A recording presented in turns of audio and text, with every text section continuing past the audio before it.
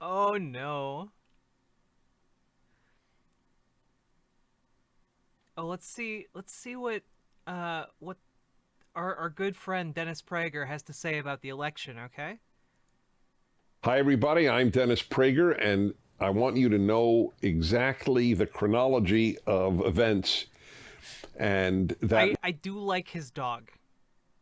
We saw it for approximately a second here. I do like this chunky pupper, okay? This is probably the best aspect of Dennis Prager. exactly the chronology of events. And that means when I am actually making this recording to you of the fireside chat, which comes to you every week with a fire and with a dog. Otto needs no introduction. Otto has reached the level of needs no introduction. Not many dogs can say that. And as you can see, he's very moved by it. So I am talking to you the day after the United States elections.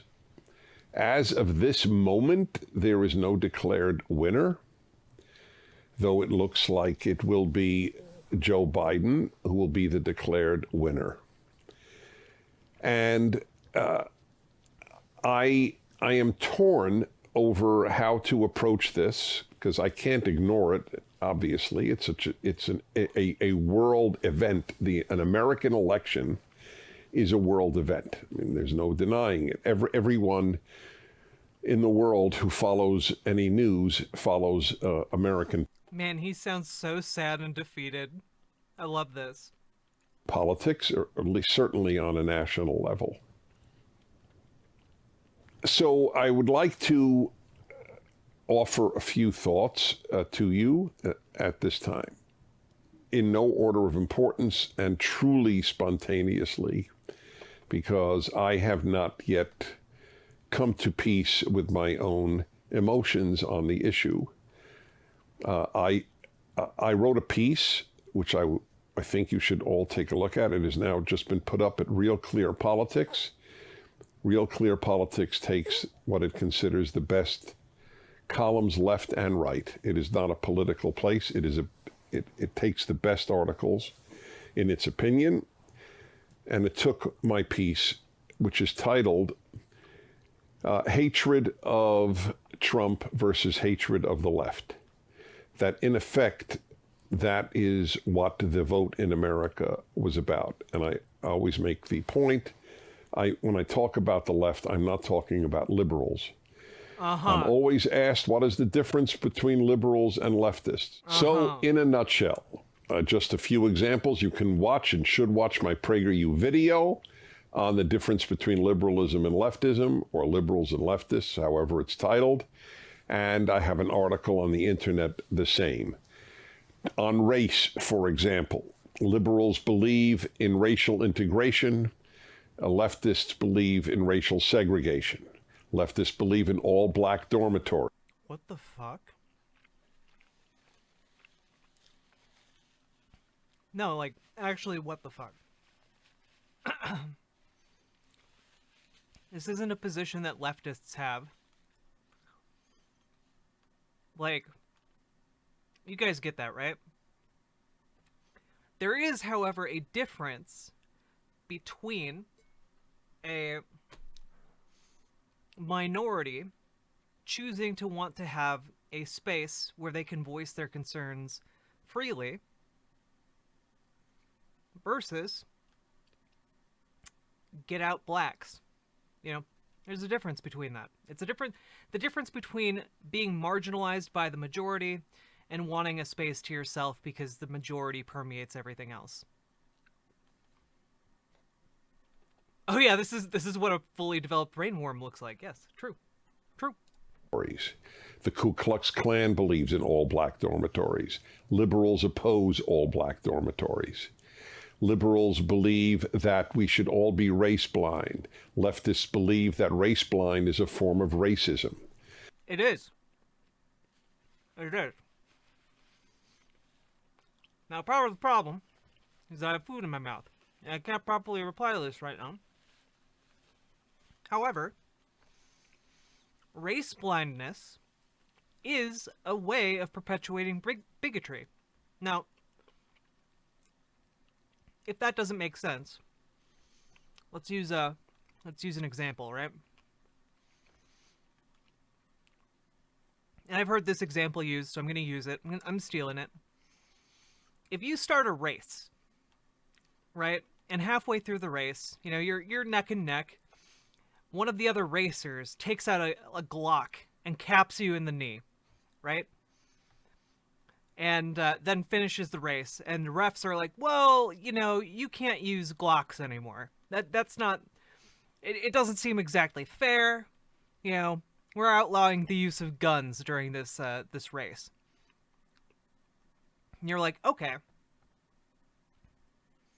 40 years later, you line up to run the same race, and everyone takes off. You still have the disadvantage of having been capped in the knee, right? Obviously, that still impacts your performance, even though it's 40 years later. It's not something you can just get over. So that's why being race blind is actually a detriment to being equitable when it comes to addressing systemic racism, right? So, like, we literally owned black people as property in the United States for centuries, denying them the ability to gain and maintain and over generations develop wealth, right? And then we freed them, and they were able to finally start owning property, but they started with nothing. So literally, they start with nothing, right? And then we get to Jim Crow era. And during the Jim Crow in the United States, black people were literally like priced out of homes. They were redlined into different districts. And to a large extent, they were denied the ability, the one thing that for most Americans has been the way that they develop and maintain wealth, which is home ownership. So that continued until relatively recently. And this is exactly the same as now being like, well, we want to run a fair race now without doing anything to address the obvious issue that we capped African Americans in the knee 40 years ago. So this is why race blindness is actually a detriment if you want to, as a society, address racism. Anyway, let's continue on with PragerU's bad takes. Liberals deeply believe in capitalism because it is the only way to lift massive numbers of people out of poverty. It's not the only way to lift massive numbers of people out of poverty. It's literally not.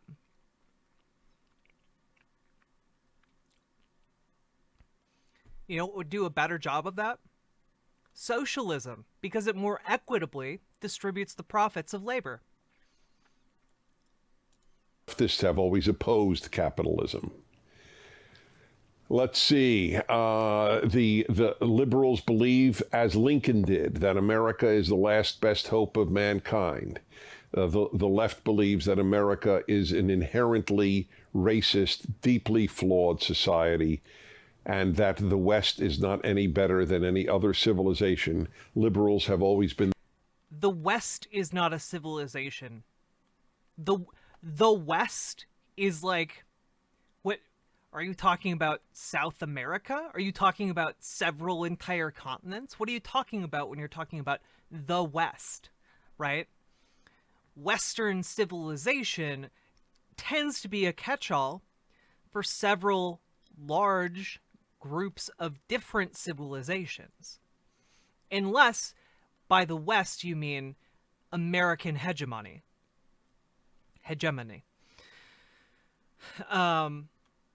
Also, leftists recognize that everyone has inherent biases in a lot of different ways. And when those people are left to their own devices and unchallenged in running a government for centuries, it can shape the way our policies and how we treat different issues in a variety of different ways. So, recognizing bias is not the same as condemning an entire nation, right? Like, if you condemn, like if you say, yeah, America's a sexist, racist nation, but so is every other nation on Earth. Critiquing something doesn't mean that you hate it. Critiquing something means you want to make it better. Otherwise, you wouldn't go through the effort of critiquing it. Oh, yeah, like, done randomly. Also, yes, Western civilization is just a dog whistle for white civilization, which has no reason to be grouped together because, like, white people have historically fucking hated each other. Like, England and France literally had a war that lasted a century. Yeah. Jim Crow was a Democrat. This is true. However, at the time of Jim Crow, Democrats were the conservative party. The protectors of the West. Read Franklin Delano Roosevelt's speeches about the need to protect not just Western civilization, but what he called, and this is a liberal Democrat, however, Christian civilization. Boss, the parties literally switched on the topic of segregation.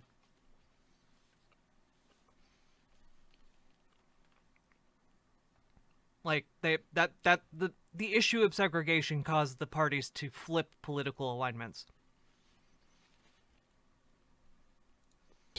That's what he did. He said that fighting World War II, which he also, that's not me being biased. That's literally any kind of history class that you would take would teach you that. Was the American president during that war, is a war to protect Christian civilization. Can you imagine an American president saying that today? Person would be impeached for offending non-Christians. I'm a non-Christian. I'm not offended at all. I think it was a good thing that Franklin Delano Roosevelt said that. So on race, on capitalism, freedom of speech. Liberals have been the greatest protectors, along with conservatives, of freedom of speech. The left has always suppressed freedom of speech. There is no example in history of the left having power anywhere and not suppressing free speech. It was true with Vladimir Lenin in the Russian Revolution in 1917. It is true on the American campus today. It is true on Twitter. It is true wherever the left gains power. So the irony is, as I look at the American election... I'll have to check that out, Magundai. I'll have to check that out. Right now I'm eating, so it's hard for me to talk and interact with chat. But when I'm done, we'll all hang out, okay? And I'll get a little drunk. It'll be great. Liberals do not vote their values.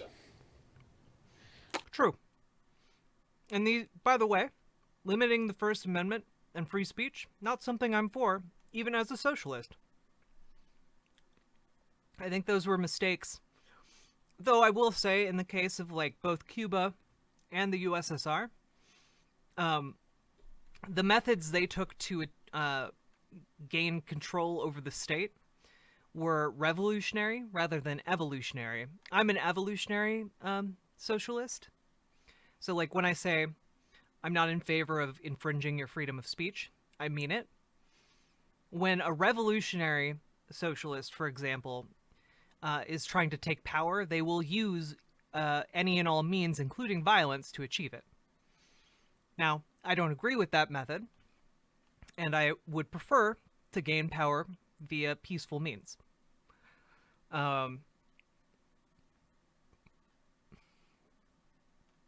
Yeah, boss, this is true.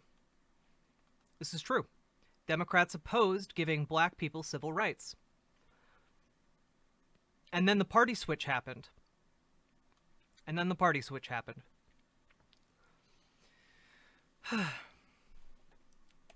I don't know of any example like this really in the history of democracies where people don't vote their values. Liberals vote left, but liberalism is much closer to conservatives than it is to leftism. Absolutely not with the current breed of Republicans. Absolutely not. Yeah, Republicans passed the Civil Rights Act of 1964. This is true.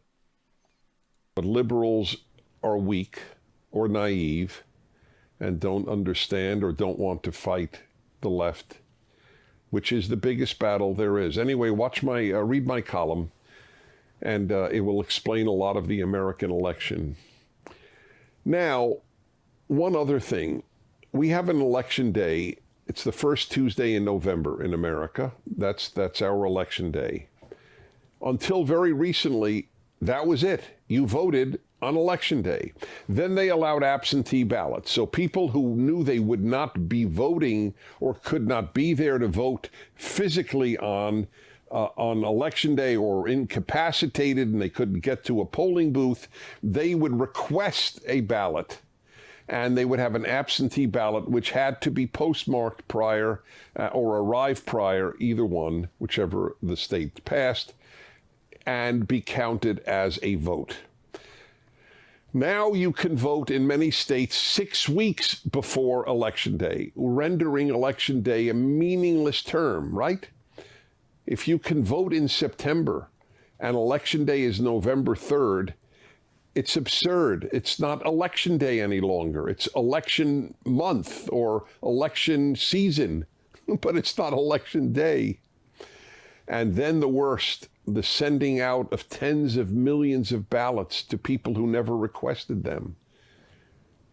A friend of mine, his 2 daughters got ballots in California, but 7 years ago, 8 years ago, they moved to Texas. They got 2 ballots in Texas too. Do you think anybody would ever catch them if they voted both in California and Texas? No one.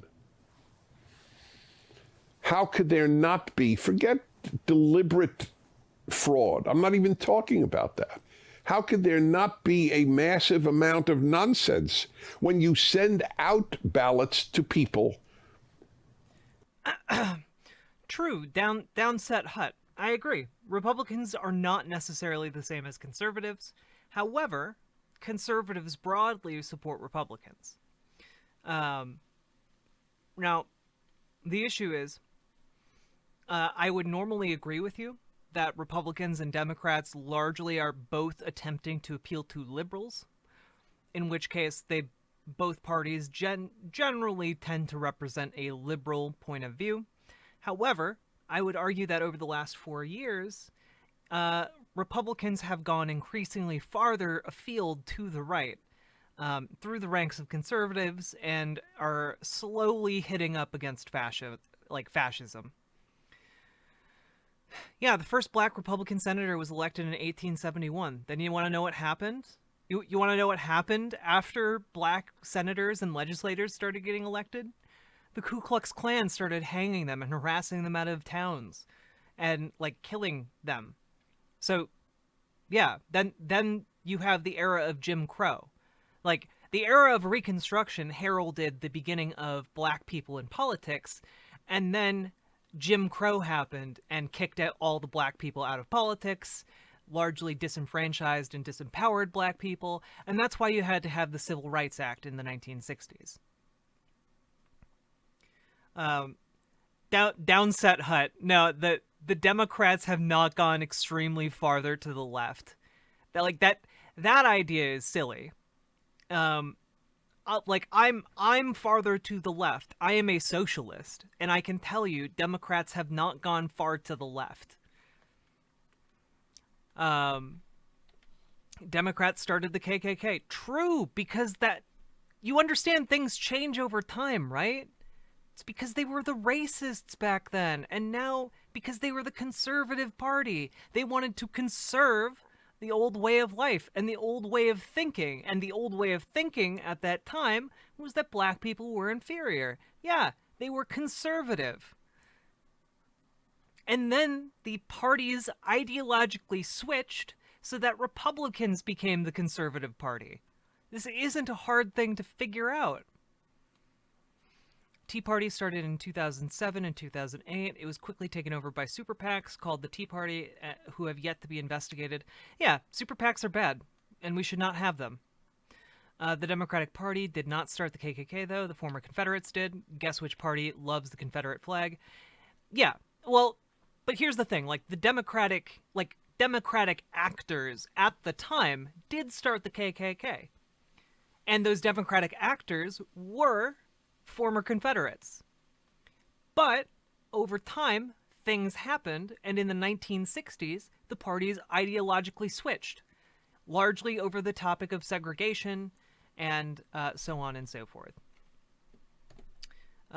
That's where you get, by the way, the rise of Nixon and the Southern Strategy. This is where basically all modern politics come from. So if you don't understand the ideological swap of the parties, you really can't understand anything about modern politics.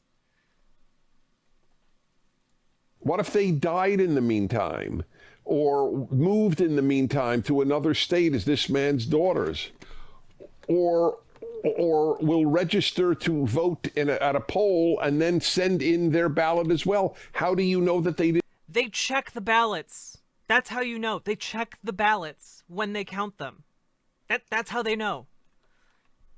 Didn't do that. God damn. PragerU is just so fucking shitty.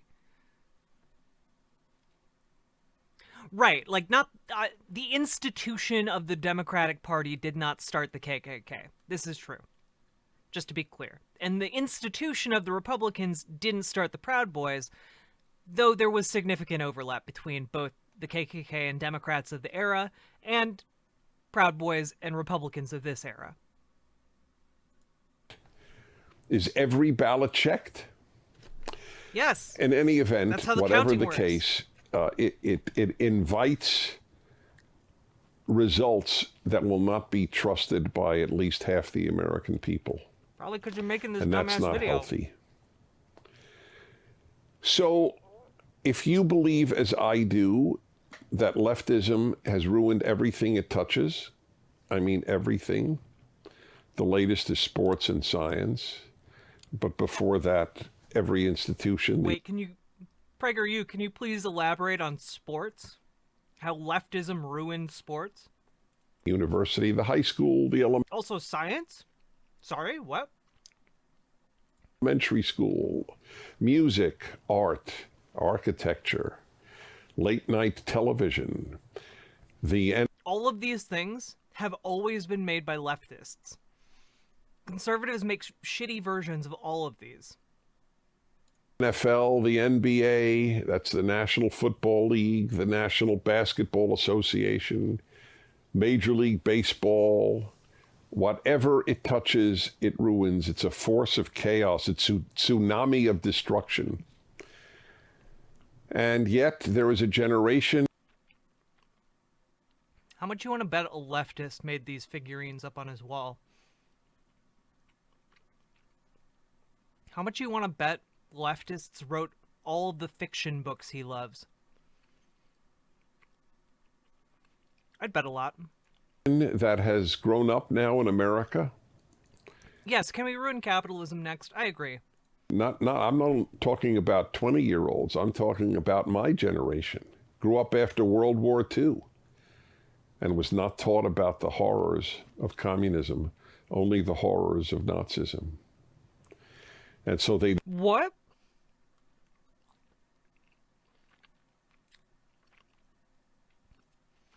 Are you fucking kidding me?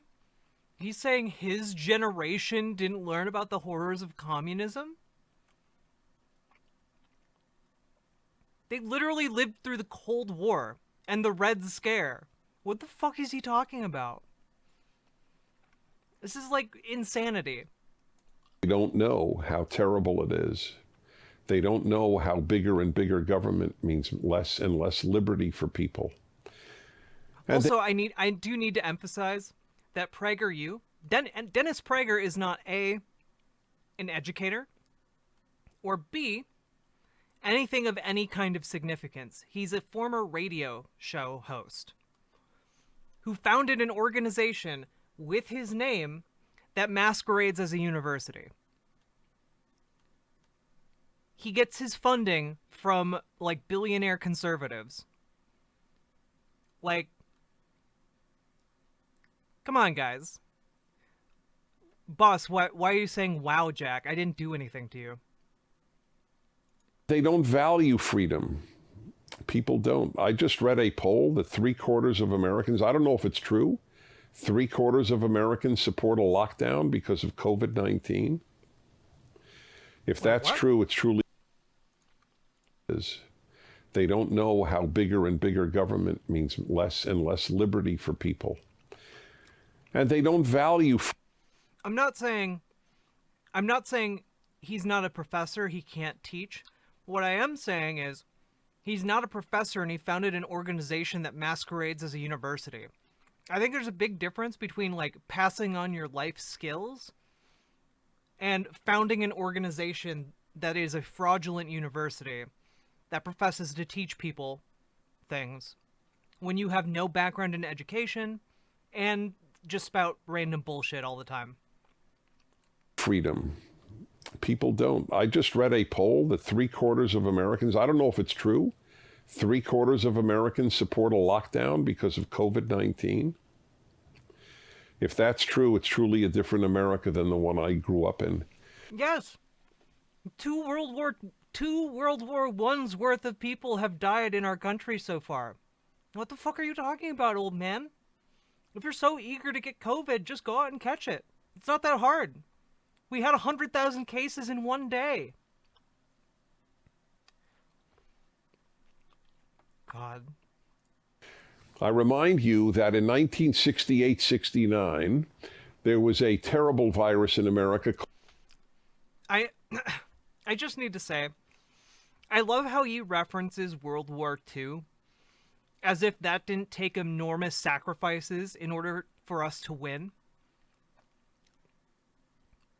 And then, like, simultaneously cries about some minor sacrifices to save American lives during one of the worst pandemics we've had in a century. My moderator deleted your messages in chat. Well, I'm gonna guess it's probably for a good reason. Called the Hong Kong flu. It killed 100,000 Americans. And that's equivalent to 165,000 today, not so far from what has already been killed in America. 165,000 Americans in 2020 terms. Nothing was locked down. Not one office, not one movie theater, nothing. That's when the famous Woodstock celebration took place. One movie was locked. Already been flu. Support a lockdown because of COVID-19. If that's true, it's truly a different America than the one I grew up in. I remind you that in 1968-69, there was a terrible virus in America called the Hong Kong flu. It killed 100,000 Americans. And that's equivalent to 165,000 today, not so far from what. How? In, like, humans, humans inflate over time?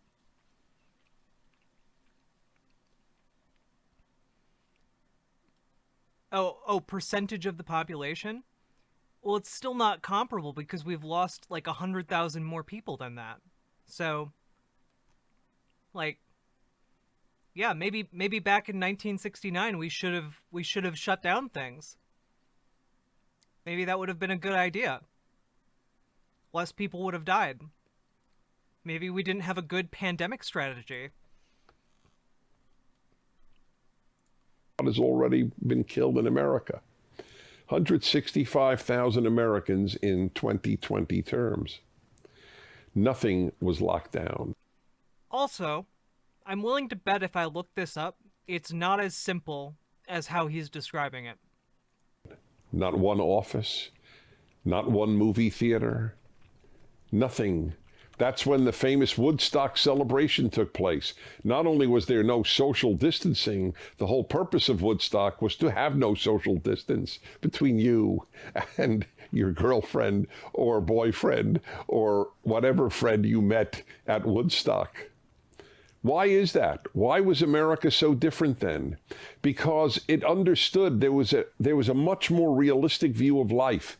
Viruses come, people die, it is a tragedy. Let us save all we can, but you cannot. Yes, let us save all we can, Prager. Now, where are you gonna go after this? Stop life because there is a virus. You cannot. Asking people to socially distance, asking people to take precautions, is not stopping life. Asking people to not infringe on the freedom of others by infecting them with a possibly deadly virus is not infringing on people's freedom. Not do that. Every leader in the world except Sweden's leaders has done that. This is not even political, what I'm saying. Conservative leaders, like in Britain and in Israel and in India, they did the lockdowns as well. You know why? They're all afraid to be a leader under whom there has been any death. They are afraid of what the media will say. They are afraid of what history will say under this prime minister or this president. Look at how many people died on their watch, which is what was obviously said about President Trump. I'm not exactly certain what he could have done to have stopped it. Do they blame the Belgian prime minister for the deaths? Belgium has more deaths per million than America. Is the Belgian prime minister blamed for the deaths in Belgium? I doubt it. Spain as well. But anyway, people have bought it. And I can't believe that my fellow Americans would so easily give up liberty and the ability of people to support themselves.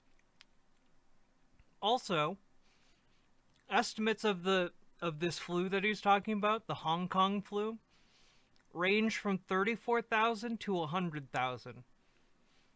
So, literally, it couldn't be anywhere from 3 times less to what he said to exactly what he said. So, I don't know.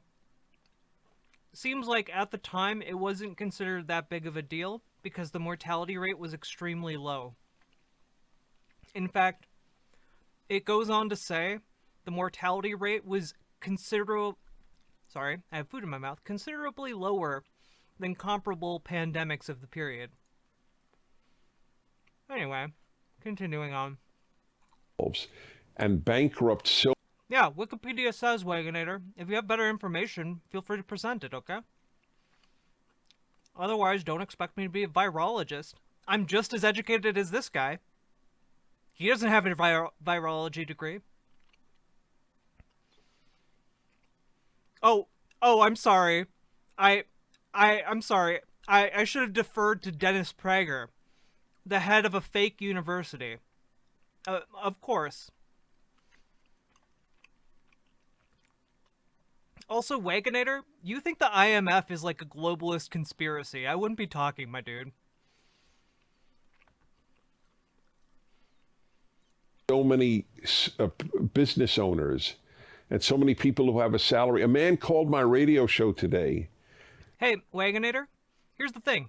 Go to the Wikipedia page for it, look at the sourcing for it, and you can come back and tell me if there's a problem with the sourcing, okay? Just as an example, man has not earned a penny in the last 7 months. You know why? He's a wedding photographer.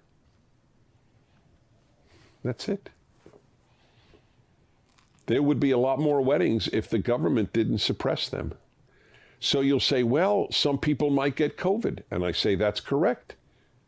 And if you're afraid of getting COVID and think you'll die, unless you are over 80 or you have some comorbidity condition, you know what the odds are? If I think it's either under 60 or under 70. Do you know how many, the percentage of people who die from COVID? It is a fraction of 1%, a small fraction of 1%. I know this off the top of my head because I had to look it up so much. The mortality rate in the United States of COVID-19 is 2.7%.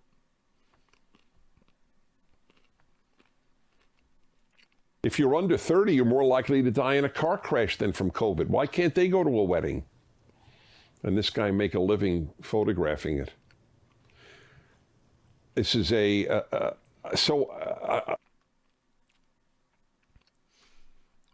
average death rate for COVID-19 is 2.7%. It can kill you even if you're in perfectly good health. One of my mods actually got COVID-19, and he had to be in the hospital for like 2 weeks on a ventilator. Don't give me the shit.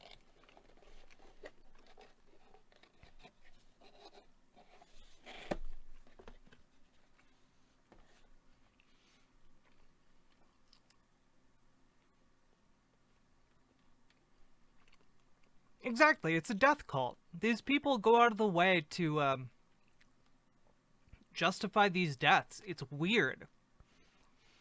It's like you guys throwing up your hands at the end of World War II and just saying, "Oh, oh well, nothing we could have done there." And then you just decide to have another World War right the same year. It's fucking ludicrous.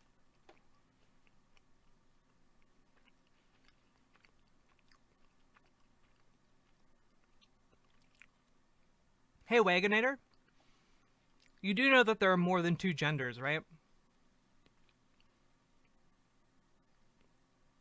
You do know that, right? Come on now.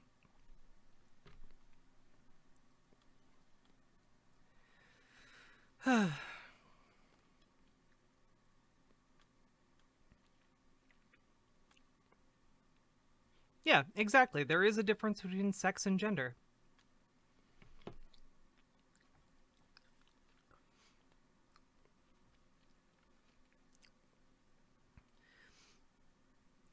Actually, Downset Hut, there are many different civilizations across the history of the world that have had more than two genders.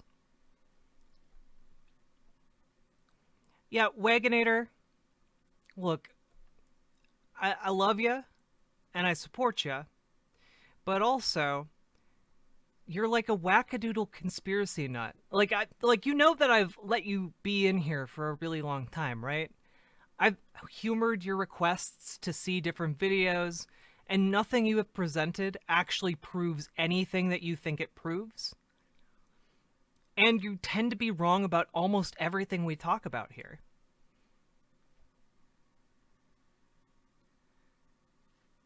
Yeah, I wouldn't trust a fake university to tell me why the Democratic South became Republican, okay, boss?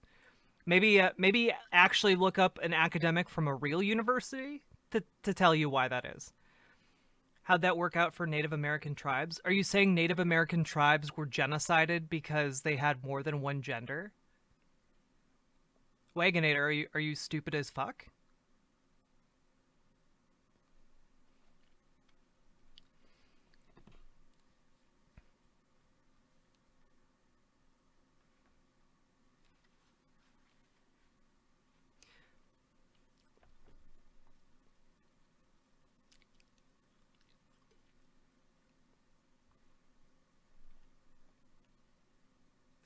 No, he very much did say that. He said, in response to there are multiple genders in Native American tribes, he said that worked out well. How'd that work out for the Native Americans? What do you think that means?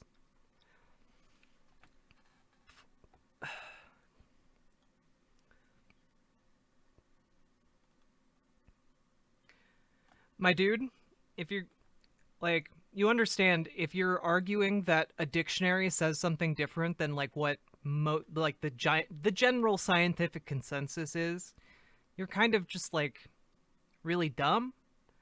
It's like saying to a lawyer, "See, I know what the law means. I Here's the definition of law in the dictionary. I can practice law too."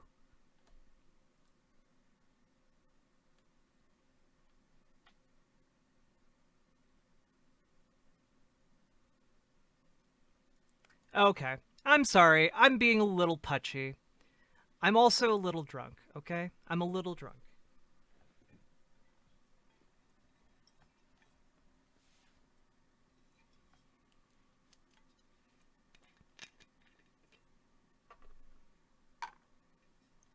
I mean, usually I cite my sources, okay? Usually I'm like, here's a scientific study, but also I don't know anything about the Hong Kong flu. Like, I don't know. It has just as much validity as this gentleman on my screen right now. So we're on the we don't value freedom part. Oh yeah, apparently leftists don't value freedom. That's the part we're on.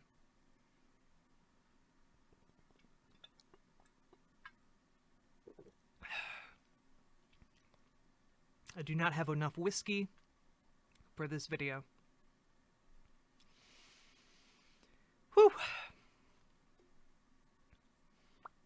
Did he even cite anything in the description? Probably not. Let's find out. Nope. He did not. He cited his article that he wrote that he talked about at the very beginning, and subscribe to the podcast, and a 5-minute video on left or liberal. The only things they cited were PragerU things. So, yeah, no, he didn't cite his sources on Hong Kong flu. Well, probably because Hong Kong flu allegedly started in China, but there's no definitive proof of that. So, who knows?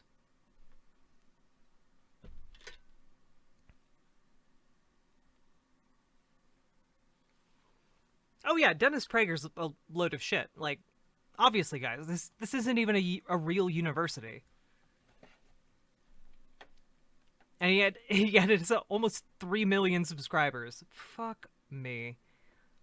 Alright. We're getting tipsy and we're finishing these videos, okay?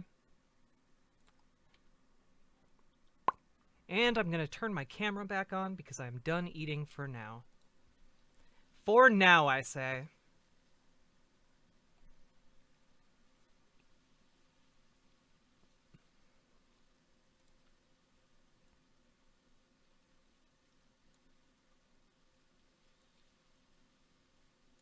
It's just really weird to see people in my chat arguing about there being only 2 genders when, like, I'm literally trans, guys. Come on now.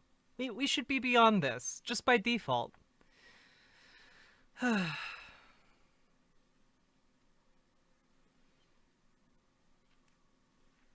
Republicans are usually so good at citing sources, I can't believe it. True. All right. This is a terrible time in American and world history. I was on a program with yesterday. Patrick Ben-David does a great show. He's a very interesting and deep man. And he had people with him. He has a very widely listened to or viewed podcast. And I was his guest for an hour. Mail-in parcel. And he had these other guests who were, a number of whom were liberal, and they kept... Wait, so I'm making an effort to talk about right talking points? Yeah, of course. Why would I not address the arguments that the right puts forward? Like, the entire point of my channel is to advocate for a better world, you know? And I can't advocate for a better socialist world if I can't properly address these kinds of bullshit arguments, you know?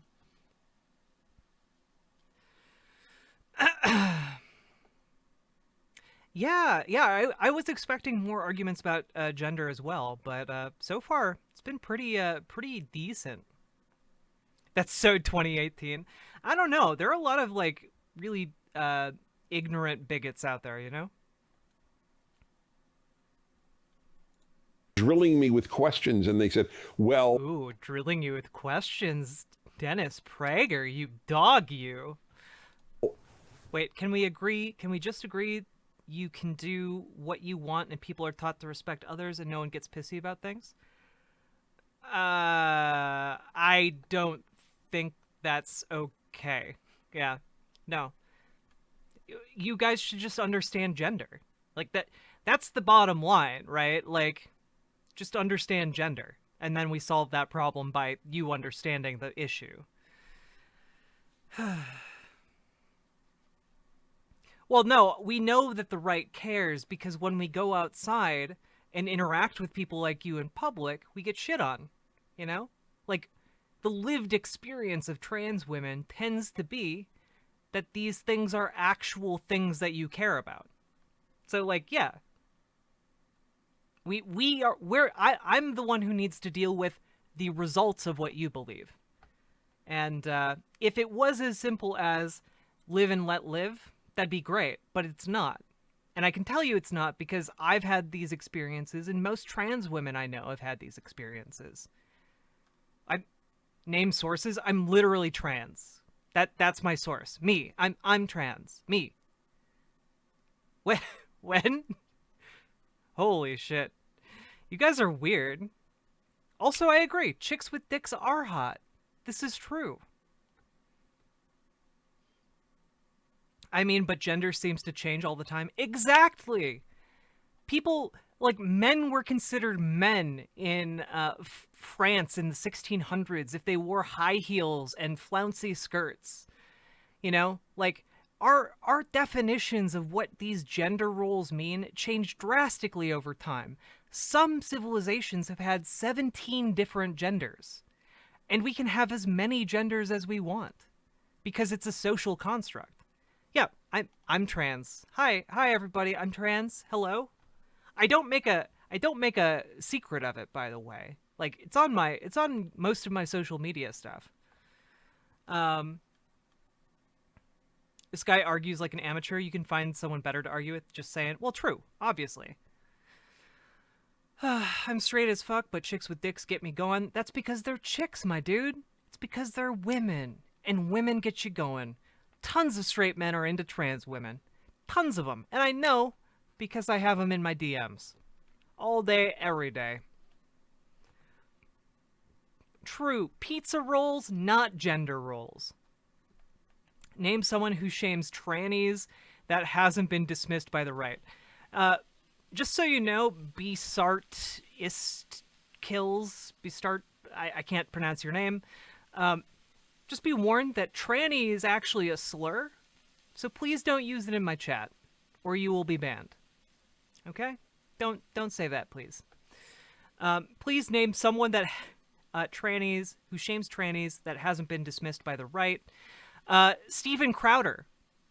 Steven Crowder makes fun of trans people all the fucking time. Like, all the time. Are you kidding me? One of his most famous bits is, like, dressing as a woman and saying he's trans to go into bathrooms. Yeah. So, like, yeah, the people on the right do this all the time. This isn't, like, a weird aberration. People on the right do this all the time. We are considered jokes. We are considered disgusting creatures. We are considered shameful to be attracted to. Yeah, these things are all true. So what's the popular name? Probably Artemis or something. Oh, you actually mean like what's the popular term? The popular term would just be trans woman, like a trans woman, like a transgender woman. Yeah, or a transgender man, or a trans man. Yeah. How do you feel about gay men who vote Trump? I feel like they're kind of class traders. You know, they're selling out other people in their demographic. Yeah, Ben Shapiro doesn't even respect the pronouns of trans people. So he probably thinks all gay guys want to only fuck with straight men. Well, literally the attack helicopter joke. Yeah. I'll be back in a few. Come on back. 200 genders, but only 2 sexes. Well, even considering, boss, 2 sexes, we run into a problem, because it turns out a lot of different people have different chromosomes. They are born with different configurations of genitalia. You know, there's a lot more genetic variation in the human species than we're generally taught in the 6th grade. So this is why, by the way, like, advanced biology students in college have a different conception of what sex means than people who stopped studying biology in 6th grade, you know? These people gotta check that OnlyFans. Absolutely you do. Please support me. I'm trying to feed myself and my 2 children. Let's see. This is, yeah, it's something people are killed over. Absolutely. It's hidden deep in my Twitter. Yeah, I can't actually direct you to it from here, because Twitch tends to frown on that, but you can probably find it in my Twitter somewhere. And yeah, you have intersex people, but beyond intersex, you also have people who are born XX or XY who, due to various hormone conditions, actually develop the genitalia of of the opposite sex that they have as their chromosomes. So it is a much wider spectrum than we typically consider. Exactly. You have XX, you have XY, you have XXX, you have X, you have XXY. There are all kinds of different combinations. And then there are no matter what kind of chromosomes you have, there are all kinds of configurations of how your hormones can trigger due to the rest of your DNA structure. So there's all kinds of different ways that these things can come forth in your body. Unless you yourself have had a DNA test, you can't actually tell me with any, degree of 100% accuracy what your chromosomes are. You would need to get a DNA test. And most of the people who are talking about their trans people chromosomes have never had a DNA test because they just assume it's true of themselves when that's not necessarily the case.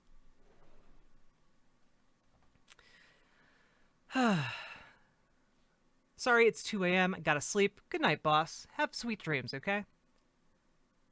Also, I'll be right back. I need to change into a different, less warm sweater. I'm very hot. It's probably because I drank whiskey, and I'm now sweating profusely. So I will change and be right back.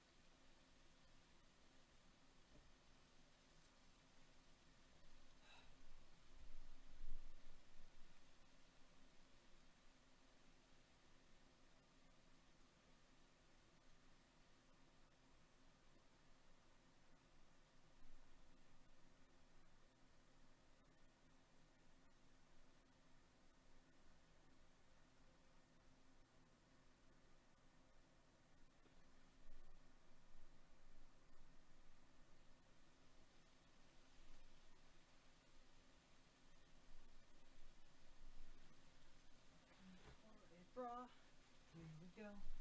Cause my shirt is kind of see-through, and that wouldn't be good for terms of service.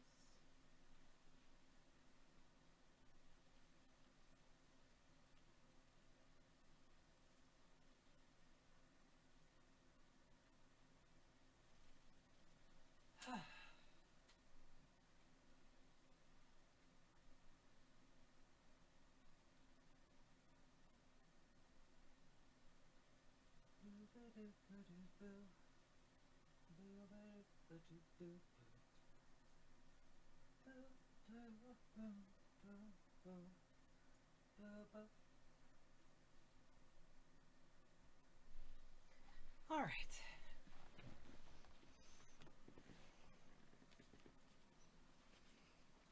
I want to go get something to eat, but I don't know what at 1 a.m. Order a pizza, my dude. You don't gotta go anywhere. I have successfully put on a shirt. It's okay, everybody. It's okay.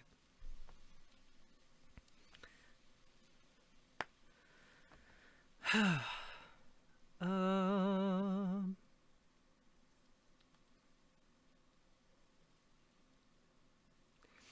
Well, but that's the issue, J.R. Broder. Like, I would like to be able to do that too, except that if I go in the wrong bathroom, I could get lynched, you know?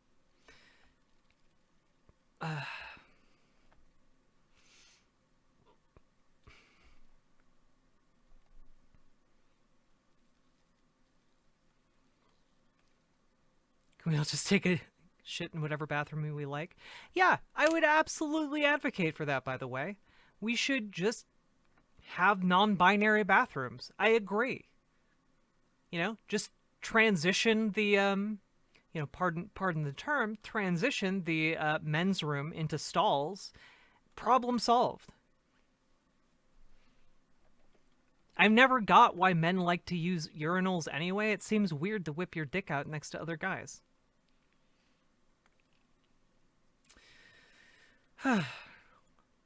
Seems really sus. Lol. Gosh.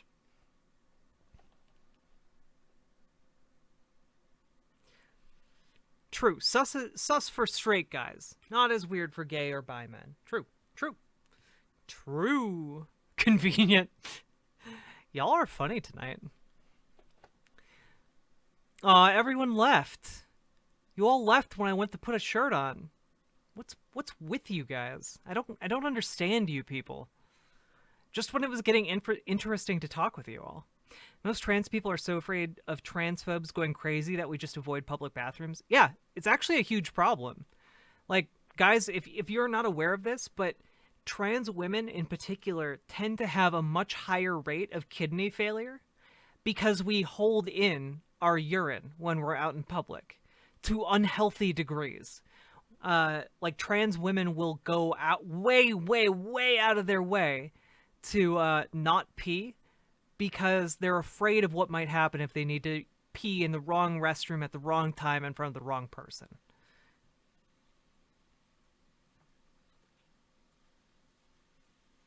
You all left when I put a shirt on. Yeah, that's a lot of straight guys. True.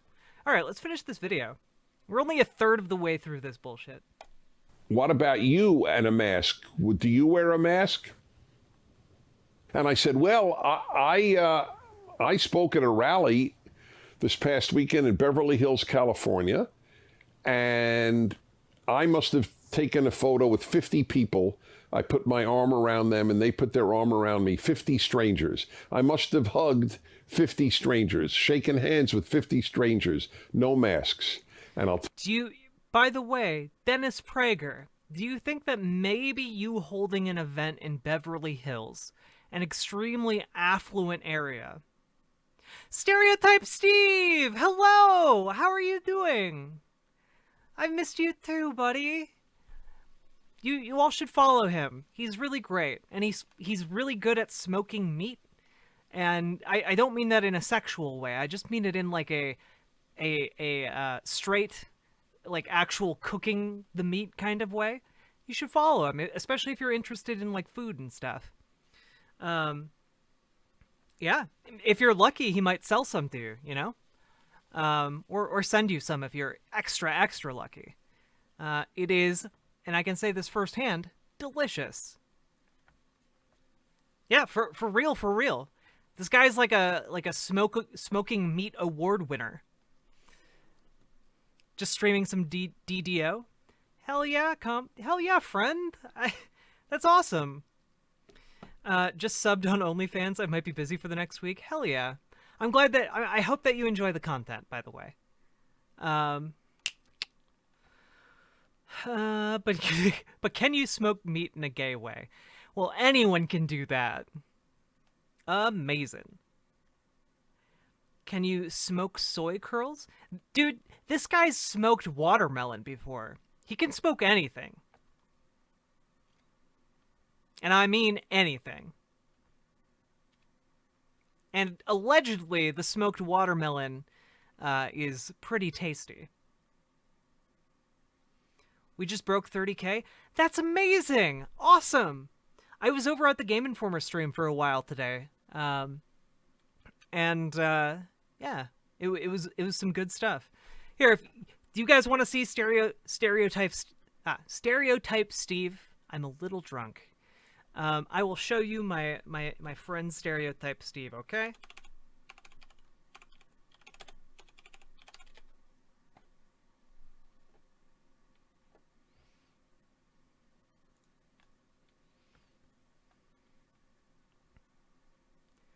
Let's see.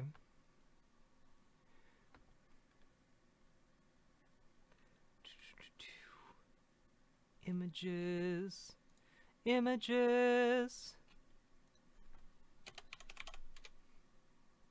There we go.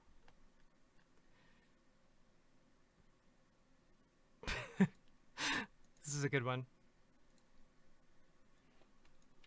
Here you go. This is Stereotype Steve, everybody. My friend Troy. He's amazing, and I love him very much. I came for for the politics that I just came. Excellent. Excellent. I support you in your endeavors.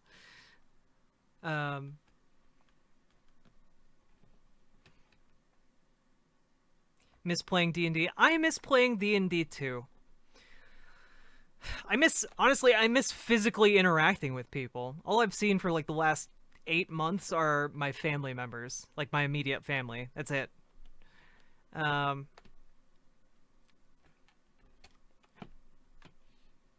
Yeah, we all miss playing D&D. Troy, we should start. We should maybe try like a remote game. Would like a remote game work? That could be fun.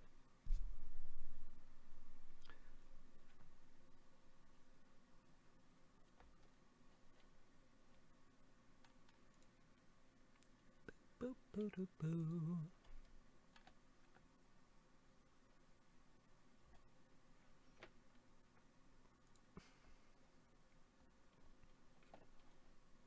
I got 2 remote games right now that I just play in. Do you guys use like D&D Beyond? Do you use what's it called? Roll20? What do you guys use?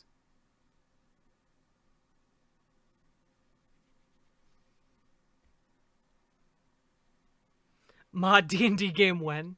True. True.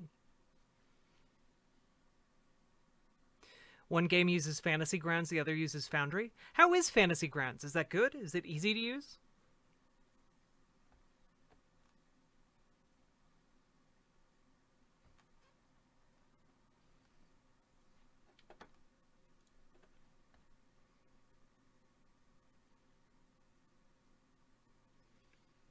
Found it a little confusing at first. Okay, it's expensive too.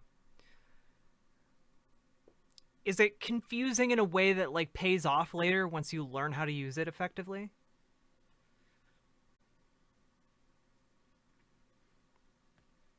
Okay, that's cool. I'll have to check it out then.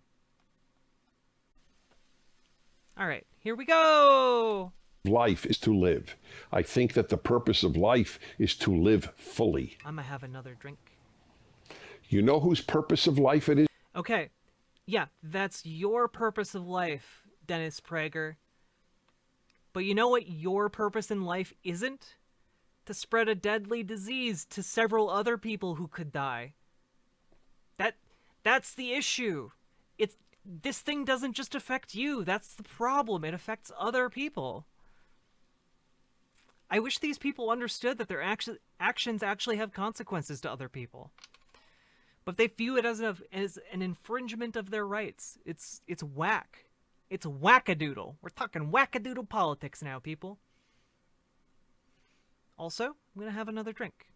It's fine. I'm okay. I will drink water after this. Don't worry about it.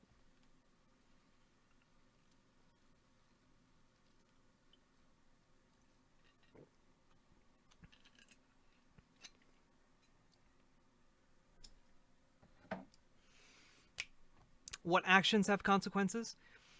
Going out in the middle of a pandemic. Like, if you go out in the middle of a pandemic, right, and you refuse to take proper precautions to keep other people safe, like, yeah, you are risking your own safety, which isn't quite an issue. Like, that's your choice to do. But what isn't your choice is that by risking your safety, you're risking the safety of other people. J.R. Broder, if you pay me, sure. Also, don't ask me these questions on Twitch. Ask them on OnlyFans, please.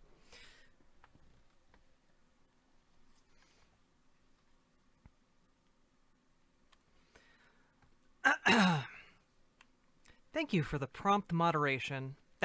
I can't have that stuff in my chat. Otherwise, my channel's gonna get broken. Lol, you got a plaster caster groupie? I guess. Is to live? Animals. Good old Otto here. All he wants to do is live. He doesn't think of living fully because that's not his task. He's an animal. He's got to Yeah, be. we're animals, Dennis Prager. That's what we are. We're animals. Our number one duty is to live. Ugh. Like, this guy would be one of the first people to be like, clap, clap, clap, yes. Like, clap, clap, clap, clap, yes. This reformed dock worker turned his life over to Jesus Christ. Isn't that admirable? You know, he saw that his fast living ways with drugs were leading him to an early grave, but he turned up over a new leaf, and now he's different. But here he's advocating that, oh, yeah, no, you should live life fully. But not that way.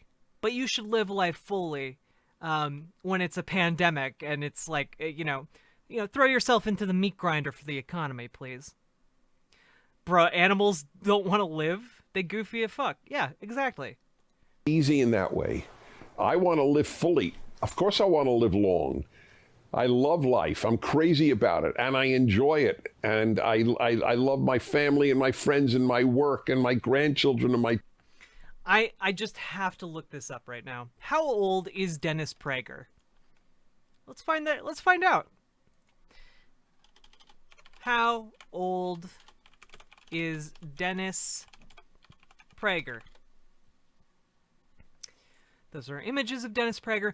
Dennis Prager's fucking 72 years old, guys. He's 72 years old. All right, let's take a look at the mortality rate for COVID-19 for a 72-year-old. Mortality rate by age COVID. All right. Let's see. If you are, let's see. Overall numbers of deaths among persons aged less than 25 years were 2% below average, and among adults aged 45 to 64, 65 to 74, 75 to 84, and 85 plus years were 14.4%, 24.1%. So, just so we're clear, Dennis Prager is 24.1% more likely to die from COVID. Let's take a look at how many people out in the world right now, in the United States, have COVID-19. USA COVID. There we go. Let's take a look. How many people have it right now? We're on the cusp of 10 million people. Now, granted, if you go out and you interact with some people, you might not get it. This is probably a good thing, you know? However, we're getting like over 100,000 every day. If everyone in this country catches this disease, millions of people will die.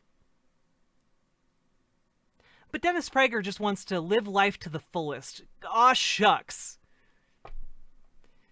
Fuck these people, man. Fuck these people. It doesn't matter to him, by the way. He's rich as fuck. He's not gonna be anywhere near these sick masses. Children, I mean, I've got a great life, but my only consideration is not, will I live longer? It's, will I live fully? Yeah, Dennis Prager, what if you give this disease to your grandkids and they die? Or their lungs get scarred for life, or they have heart palpitations for the rest of their life, or they have brain damage. This thing can literally age your brain by 10 years. We have 10 million cases in the United States of a disease that can literally damage your brain and internal organs. And this guy's arguing that he just wants the most out of life. You know? He's 72 years old. He's already got the most out of life. What about the rest of us in this country who haven't been able to live full lives? Fuck these people. That's why I have been with friends every single week since the virus began. There's been no week that I've not been with friends. Teja, 33, my sister and her family thought COVID was just like the flu. They all got infected with COVID, mild cases, but they feel really sick. 2 people that tested negative are still going out among people. Makes me feel so much better that I have been home alone, staying away from people that think like him. Man, I am really sorry. I'm sorry that your family's like this. I'm confused what the original argument was. I mean, the original argument is that life, the purpose of life isn't just to live. The purpose of life is to live life to the fullest. So his argument is that you shouldn't be afraid to go out and catch a deadly pandemic that's infecting hundreds of thousands of people every day. Like, these people are absolutely unhinged from reality. And that I've not had people in my house or visited others at their house. I read the likelihood of dying from this disease. I used my faculty of reason. I'm not an afraid human being to begin with, and I have lived life. There are people who've not left their house. There are people who've not allowed their children to play with other children for more than half a year. That is child abuse. That's right. That is pure, unadulterated child abuse. You want to know what's actually child abuse? Putting your children in a scenario where they could become infected by a deadly illness that could also potentially scar them for life. I'd argue putting your children in a situation like that is child abuse. So who's right here? Like, my argument is that you should protect your children from deadly pandemics. His argument is that you should let your children play with other children during deadly pandemics. I don't think the two arguments have the same degree of merit. I just don't. And Americans seem to have elected a man who is for a national lockdown. Well, he will do it or not. I don't even know if he has the capacity to do it. Well, at least I'm offering you what I hope is some clarity on the differences, even if you differ with everything I've said, which is fine. Okay, at least cool. We have clarity on where we differ. Nice. I don't live scared. It is a great way to live. I commend it to everyone. Okay? I don't know. He sure seems to live scared of the left. He sure seems to live scared of the left. Apparently the left ruins everything it touches. So he's not scared of anything except for the left. Yeah, national lockdowns have worked literally all across the world. But, you know, America's special. America's special.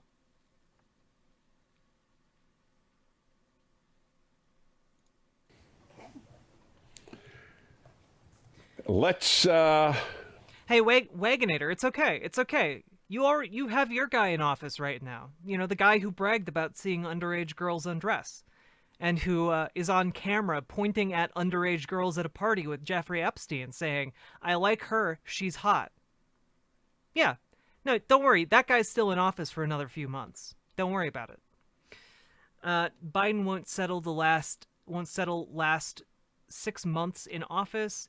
He either steps down. Oh, won't last 6 months in office. Sorry. He either steps down or the left invokes the 25th. At that point, I don't know. Wyoming looks pretty nice. Downset Hut. All of this kind of like this rhetoric about Biden is going to step down in 6 months. I don't buy it. He's going to be president, attempt to be president in his full term. If he dies from old age or whatever, okay, that it happens. But also dude can sit at a town hall and talk with people about detailed, intricate tax policy. He's going to be fine. I'm in Canada. We've had 2 full lockdowns for multiple months, and the news still tells us how bad we're doing every day, despite what Obama says. Well, here's the thing. You are doing bad. You're doing bad for where you are in the pandemic. You're not doing bad compared to the United States. The United States is doing abysmally, and hundreds of thousands of people have died. Biden, Kamala, there's no difference. They're not the ones calling the shots. Oh, that's right. Sorry, Wagonator. I thought you believe in a insane conspiracy theory that is basically Nazi adjacent, except you don't believe in the JQ. Sorry, I forgot about that aspect. Lol, implying Canada isn't almost exactly the same as the US, Pepe. I mean, at the very least, Canada has socialized medicine, so at least people aren't going broke from getting treated for COVID, you know? No, Wagonator, politicians being controlled by special interests isn't your conspiracy theory. Your conspiracy theory is that there's an elite cabal of globalists running the world via the IMF to destroy capitalism and institute a new world order. That's your conspiracy theory, and it's insane. And I'm going to tell you this, it's insane, and all of the evidence you have ever provided for it on this channel doesn't hold any water, because it's just capitalism operating on a global scale. It's literally the system we have now, it's just doing it across the world, and that's the problem you have with it. People wanting to control the world, that's insane. People don't want to control the world. Capitalists want to make more money. That's literally what they're supposed to do in the system. Like, I don't understand what the disconnect is for you here. Like, you need to believe that there's some sort of hidden conspiracy agenda. But, like, the interests just align for a lot of these people. They don't have to sit down in a secret cabal to run the world, because all of their interests are aligned to making more money. I don't understand how you can't get this idea through your brain. Anyway, Trump doesn't question the TV given he watches 9 hours of Fox a day. True. Let's get our first question, a video question. Hi Dennis, my name is Isabela Valbuena. I am 17 years old and I currently reside in the Dominican Republic. My question for you is, as we have seen, Kamala Harris has recently published a video seemingly pushing for a Marxist agenda. How do we fight this compassionate narrative that will ultimately lead to tyranny as we have... I need to see this video. I need to see this video of Kamala Harris publishing her Marxist agenda. Let's take a look and see if we can find it, okay? I'm going to type in Kamala Harris Marxist agenda. Okay. Let's take a look. Oh, here we go. ABC, Kamala Harris video sparks communism debate on social media. Let's take a look, shall we? You know, I'd be pretty impressed by a mainstream politician in the United States pushing a Marxist agenda. So let's take a look at it, okay? So there's a big difference between equality and equity. Yep. Equality suggests, oh, everyone should get the same amount. Yep. The problem with that, not everybody's starting out from the same place. Yeah. So if we're all getting the same amount, but you started out back there and I started out over here. By the way, this is exactly the problem I was talking about earlier when it comes to pretending to be race blind, you know, like pretending everything is equal, because the differences of like our past history and the context of our time mean that different groups have been treated differently over the years, and so different groups of people need different amounts of help. Like that's the issue. So we're talking about equality versus equity. This is the problem of equality. So let's take a look at the rest of the video. We can get the same amount, but you're still gonna be that far back behind me. Yeah. It's about giving people the resources in this. By the way, this is why 60 years after like integration, we still have black families with 1/40th the amount of wealth of white families in Chicago. You know, this is why, because equal amounts of help to every group means you're still behind other groups if you are a formerly oppressed minority. Support they need so that everyone can be on equal footing and then compete on equal footing. Equitable treatment means we all end up at the same place.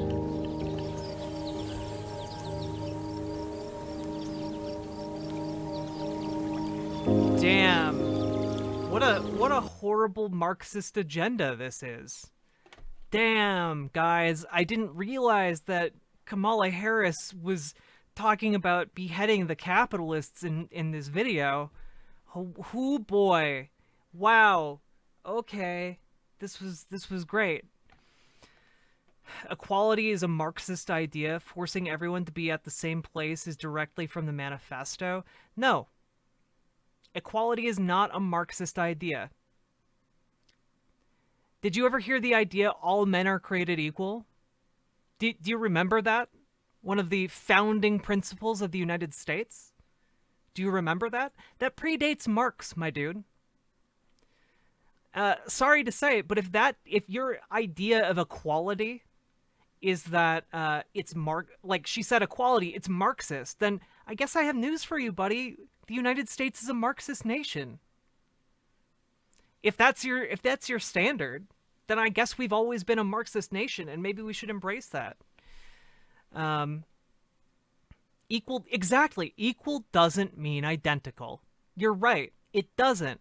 That's why this idea of communism meaning everyone has to be the same is absolute bullshit. And what she's talking about here is the difference between two different terms and what those like tangibly mean in our society. On the one hand, you have equality, which means we give everyone the same thing. And on the other hand, we have equity, which means we give everyone different means to enable their achievements. This is not a contradiction, by the way. It's just a recognition that historically we have treated different groups differently, and so the solution to these problems that affect different groups might also be different. If you can't understand that, I don't know how more simply I can explain it to you. Didn't Marx explicitly argue against equality, at least one form of being equal? Yeah, I mean, like, I'm pretty sure from each according to their ability to each according to their need explicitly, doesn't have an equality argument to it. So, yeah. Communism isn't everyone being the same. Communism ends with everyone being equally poor with a political elite class that rules over the land. Downset hut. No. What you're describing is a centrally planned economy run by the state, in which the worker has no control over their life. That actually runs counter to what communism means. There are two factors that are needed to achieve socialism. One is workers having control over the means of production, the other being the decommodification of significant portions of the economy. Now, if additionally you want to go beyond socialism to communism, the third qualification of communism, the one that makes it communist, is the dissolution of the state.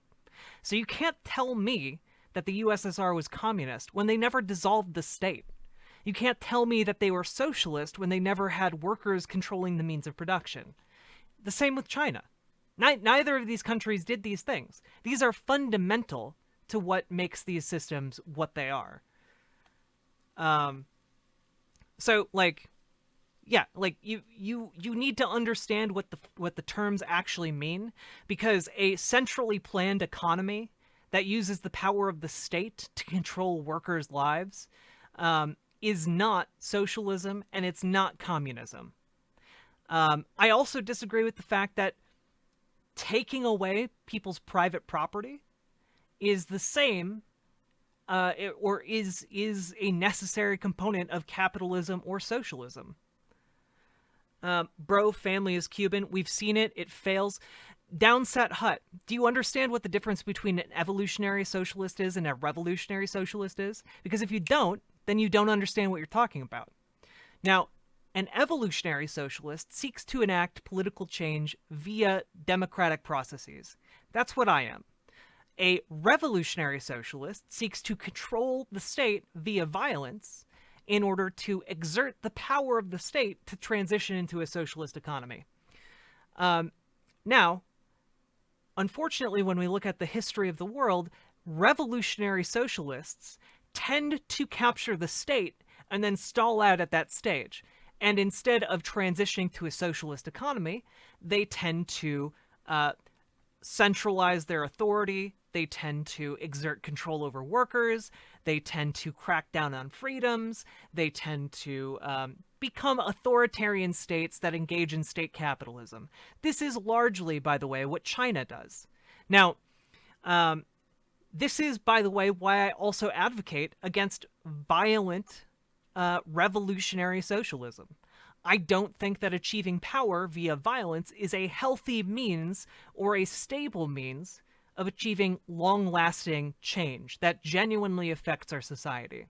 So when you're talking about Cuba, for example, yeah, what you're talking about is a violent socialist uprising that took control of the state and then redistributed property and highly controlled the economy.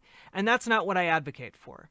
So I would suggest that you learn what these words mean and what the connotations of these policies are before you run your mouth about what is and is not these political positions, you know? Violent revolution radicals can marginally turn into peaceful utopia after seizing power. Sounds legit. Well, Wagonator, guess what happened in the United States? We took power by revolutionary means. It can happen. It's just harder to maintain a stable state afterwards, but it can be successful. So, yeah, I mean, like, it can be. I just think that it's less likely to be successful if it's violent. I think you have better results, and generally better results for the people when you do it via peaceful means.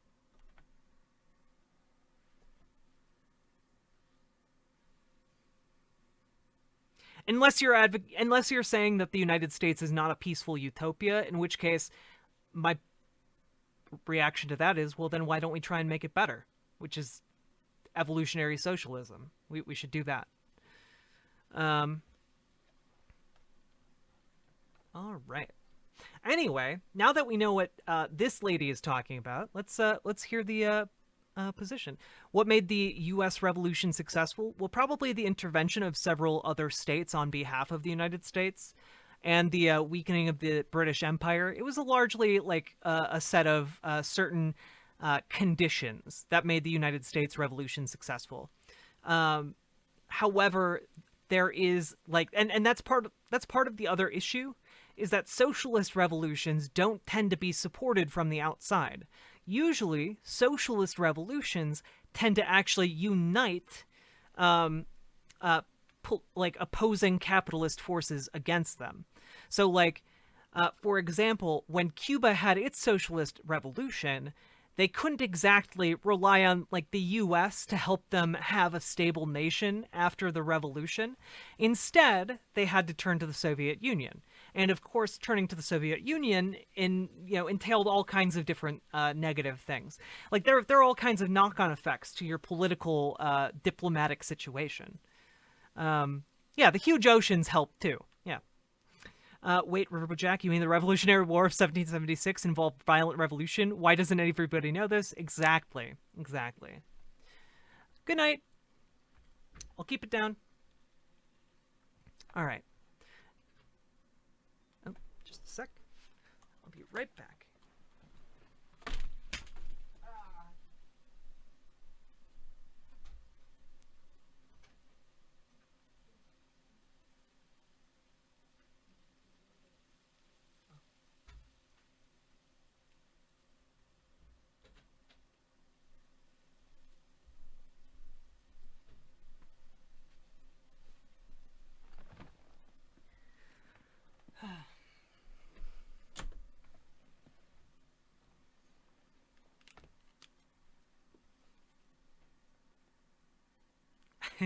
Gotta be ASMR for him. True. The Cobbs, thank you so much. I think you've rated before, but I'm like relatively new to Twitch, so I didn't know how to respond to this. Hello, everybody. My name is Riverboat Jack. I'm a market socialist, and I'm here to try and make the world a little bit of a better place. And I've been celebrating tonight by drinking a little whiskey, so I might be a tiny bit tipsy. But you all seem quite rad, and I like you all very much. And you're probably handsome. And cute, too.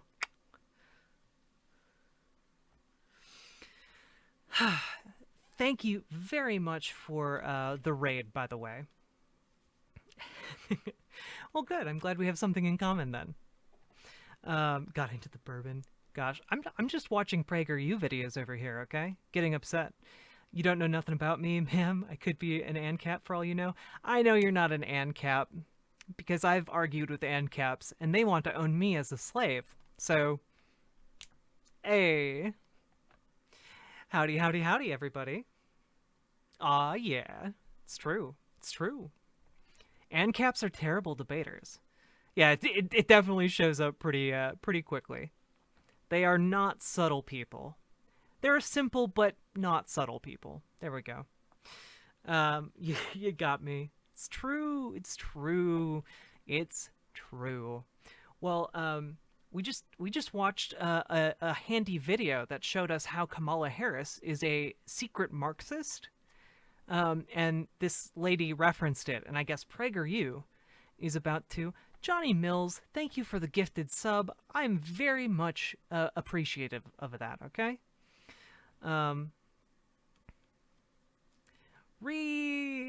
Chocolate.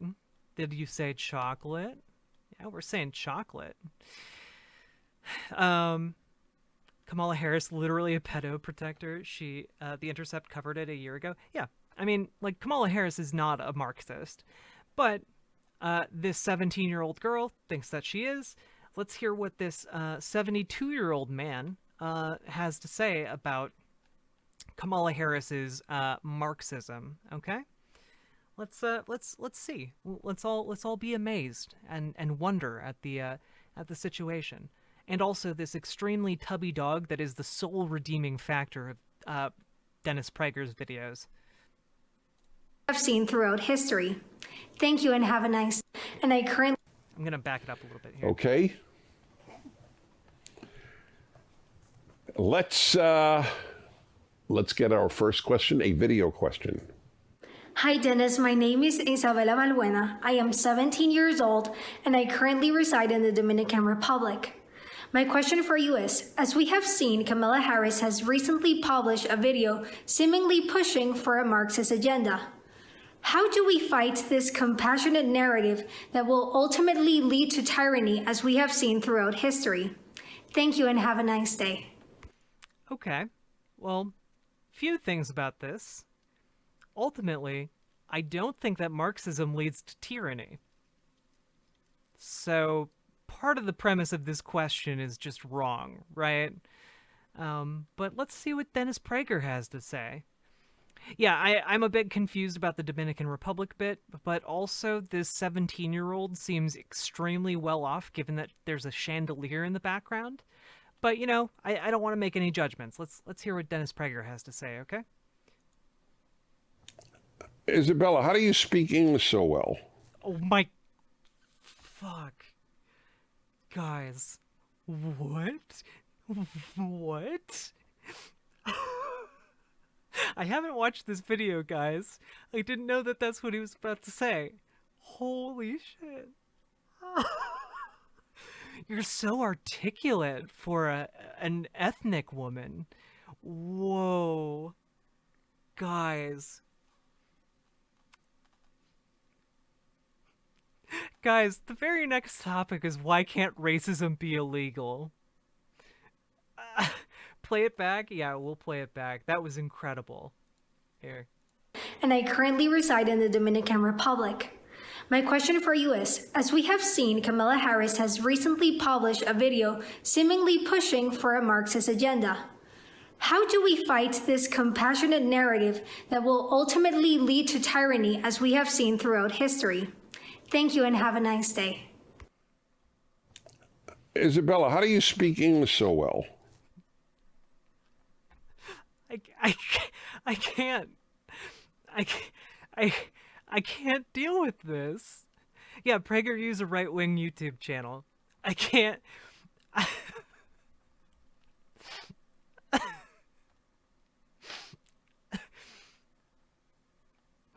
Yeah, you're kind of brownish. How do you speak English so well? Ooh. Today has been so full of genuine laughter and chuckles. I couldn't have asked for more from this video. Guys, we're only halfway through. This is just one nugget of many left to be mined. Oh my gosh. That is really impressive. I was in the Dominican Republic. Wait, is he just gonna keep on talking about how impressive it is that she knows how to speak English? Ultimately lead to tyranny as we have seen throughout history. Thank you and have a nice day. Isabella, how do you speak English so well? That is really impressive. I was in the Dominican Republic, and I enjoyed it immensely. And I'm trying to get back to my place, and I'm not having an easy time. And now the famous arm has entered our video. I have considered renaming the fireside chat, Welcome to Megan's Arm. So I have seen that video, and it shows that the task of society is that everybody... Sorry, guys. Before we continue, do you want to see the video? It's only 42 seconds or something. Do you guys know what she's talking about? Here, we'll just watch it real quick, okay? Here we go. Here is the Marxist conspiracy that Kamala Harris spread, okay? So there's a big difference between equality and equity. Equality suggests, oh, everyone should get the same amount. The problem with that, not everybody's starting out from the same place. True. So if we're all getting the same amount, but you started out back there and I started out over here, we can get the same amount, but you're still gonna be that far back behind me. True. It's about giving people the resources and the support they need so that everyone can be on equal footing and then compete on equal footing. True. Equitable treatment means we all end up at the same place. Not necessarily true, but we all have equal opportunities. So anyway, this is the Marxist agenda spread by Kamala Harris, okay? Let's hear what he has to say about this. And now the famous arm has entered our video. I have considered renaming the fireside chat, Welcome to Megan's Arm. You have a good night, the Cubs. I always appreciate seeing you in chat, okay? I have seen that video, and it shows that the task of society is that everybody ends up, not everybody starts out equally, which we would love to see, but ends up equal, which makes no sense. Does that mean that if I try out for the New York Yankees, I should have as good a chance? No, that's not what it means. You feeble-minded old man. Come on, this isn't what it means, obviously. As anybody else to play third base for the New York Yankees? I don't even understand that. Everybody end up in the same. That is communism, and it does lead to what she lovingly said, tyranny. I didn't realize that Kamala Harris was in favor of dissolution of the state. Sorry, I didn't realize that. Or as we would say, a tyranny. Exactly. I do think that you should even out the starting point, which means you need to give different amounts of help to different groups of people. And generally, that's what she means. You see, communism is when I found. True. It's true. Communism is when the New York Yankees are a team of 7 billion people.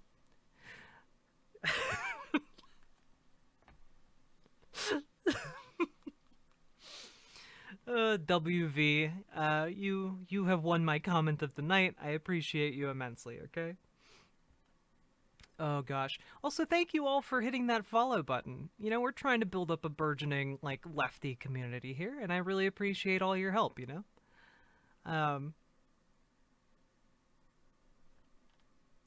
That's correct. That is what so of course, that's what it always does.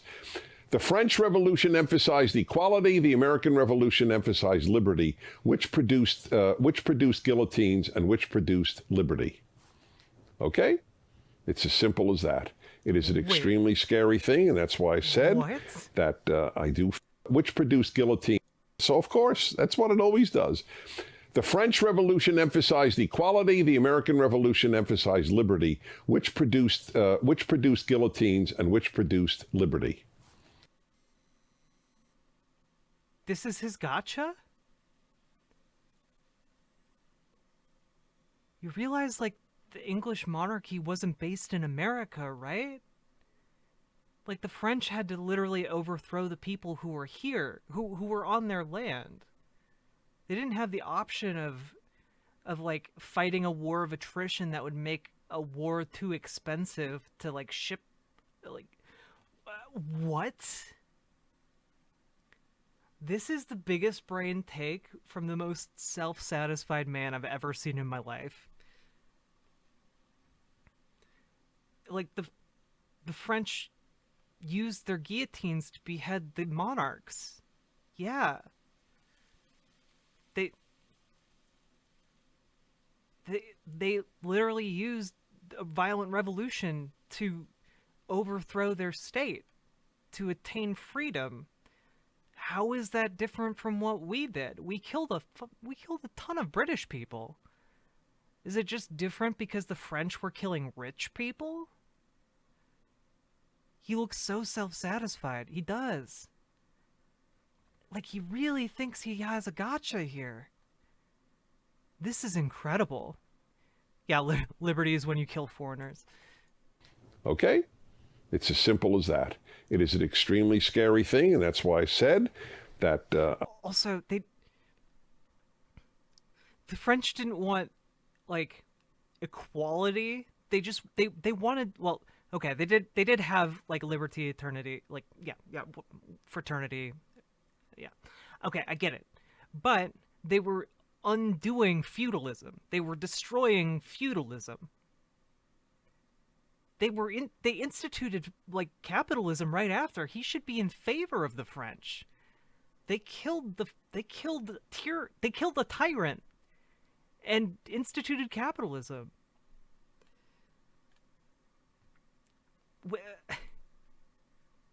They actually did better than the Americans did. The Americans never got within shooting distance of the king. Like, come on now, guys.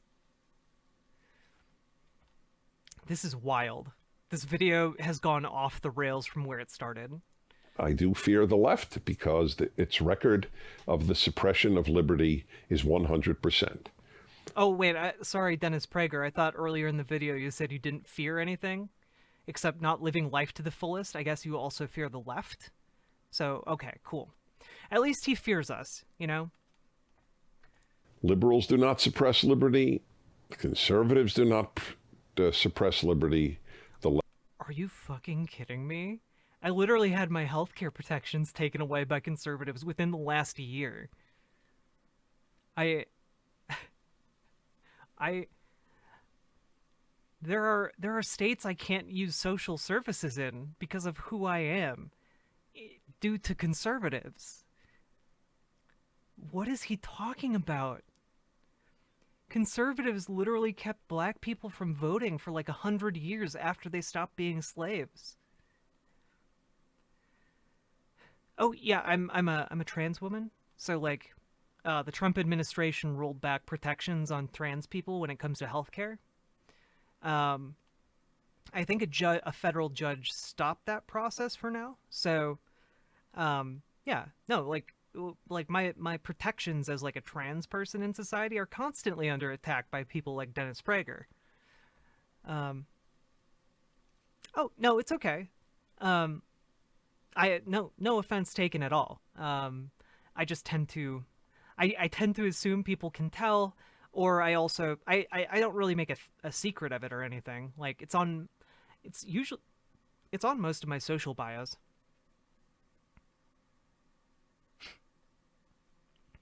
Yeah, they do like to conveniently like paint over the all men are created equal, part. But whatever. Exactly. Thank you, Nycard. We had a bunch of chuds in chat earlier who didn't really get the idea of trans people. So it's nice to have some people in here who actually get it.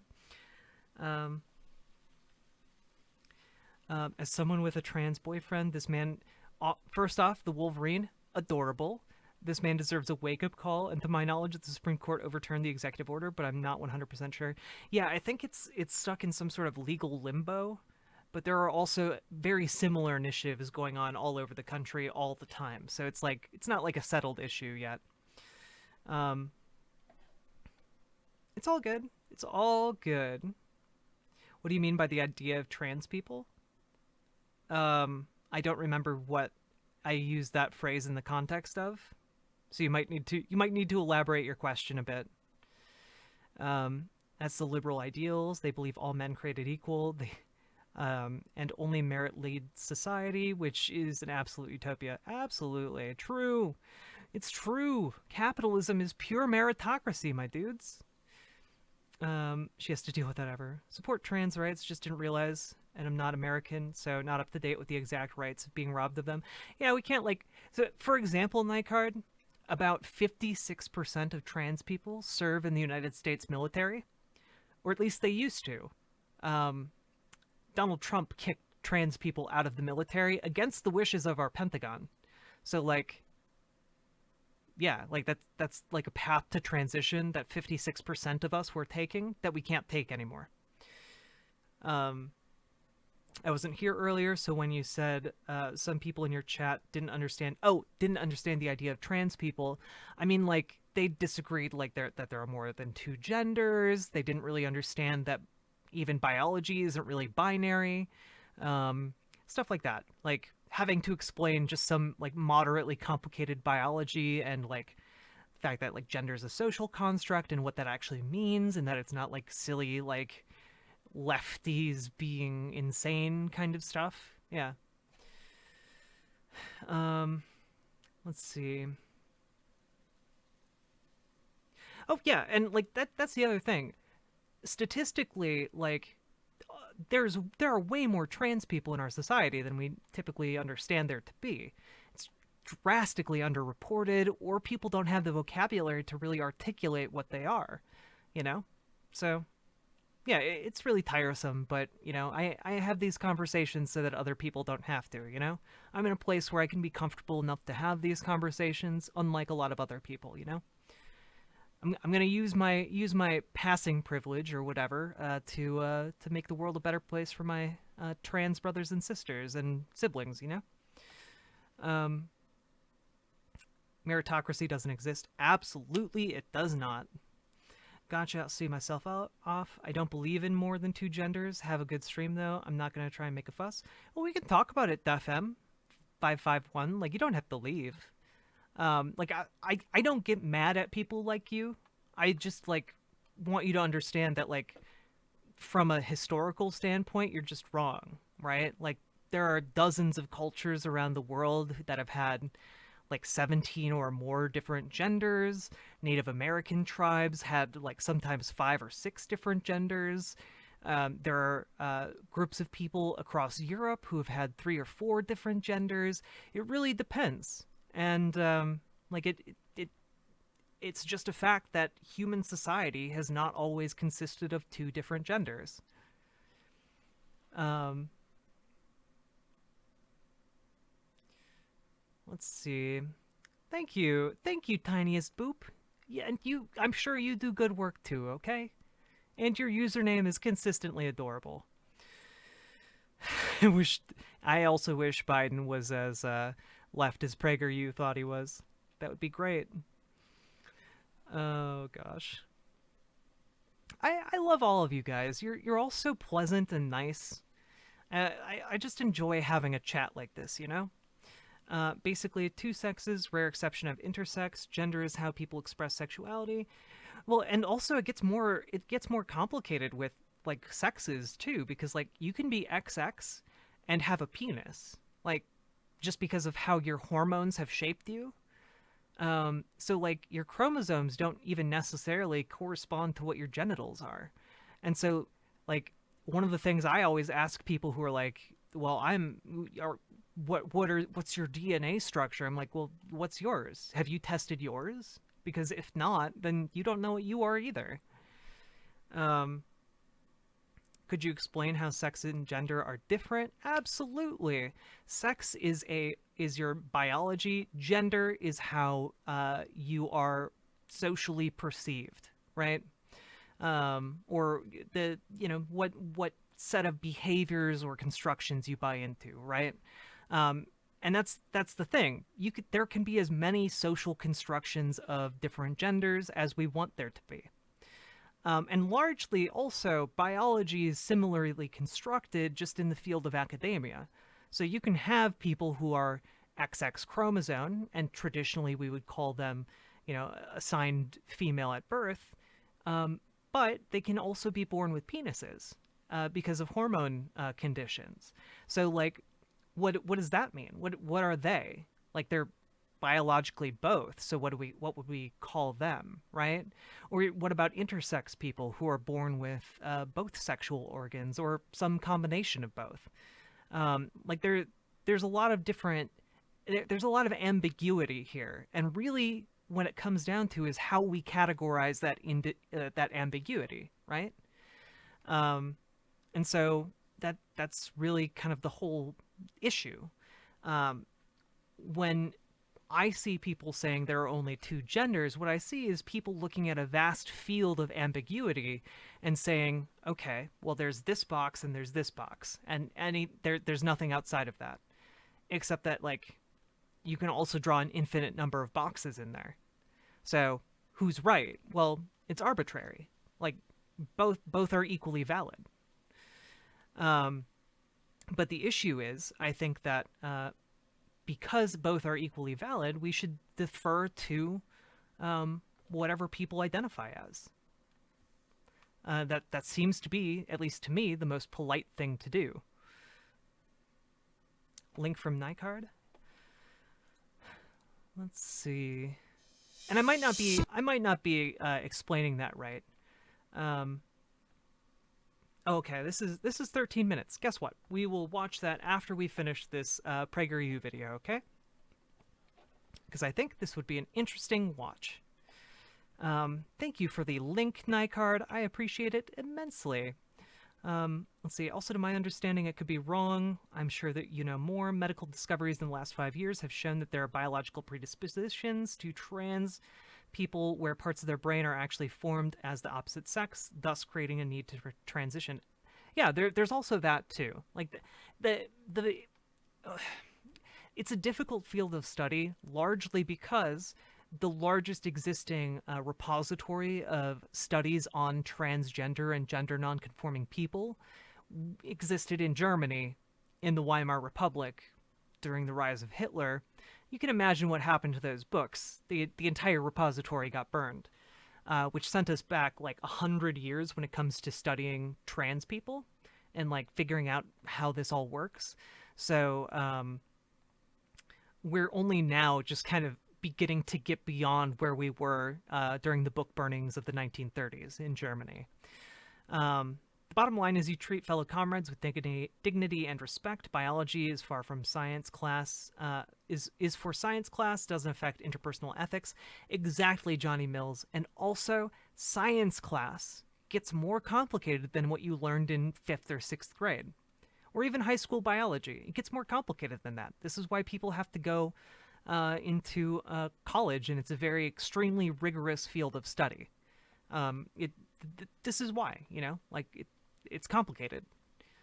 If you want someone to help you explaining, I can give it a go. I've studied gender quite extensively during my sociology degree. JP Braz, that sounds amazing. If you're still on in a little bit, I would love to have you on to talk about it. Maybe after the sexes video. Kind of always dubious of those studies, tend to be mired in eugenics. Yeah, eugenics ain't great. All right, let's take a listen to the rest of this thing. Left always does. It's very disconcerting that people don't learn from history. It really is. I agree. It is. Yeah. But it's undeniable that that is the case. So it is worrisome. I wonder if Dennis Prager knows the early history of attempts at capitalism. I wonder if he knows that. Similarly, early attempts at capitalism usually turned to violence and extreme suffering and violence. Hello, William of Orange. Hello, Wagonator. Yeah, it's true. There was nothing suspicious about the 2020 election. It was just a close election. Wagonator, it's not the DNC. It's the IMF. It's the globalist conspiracy, my dude. Interesting to come into that.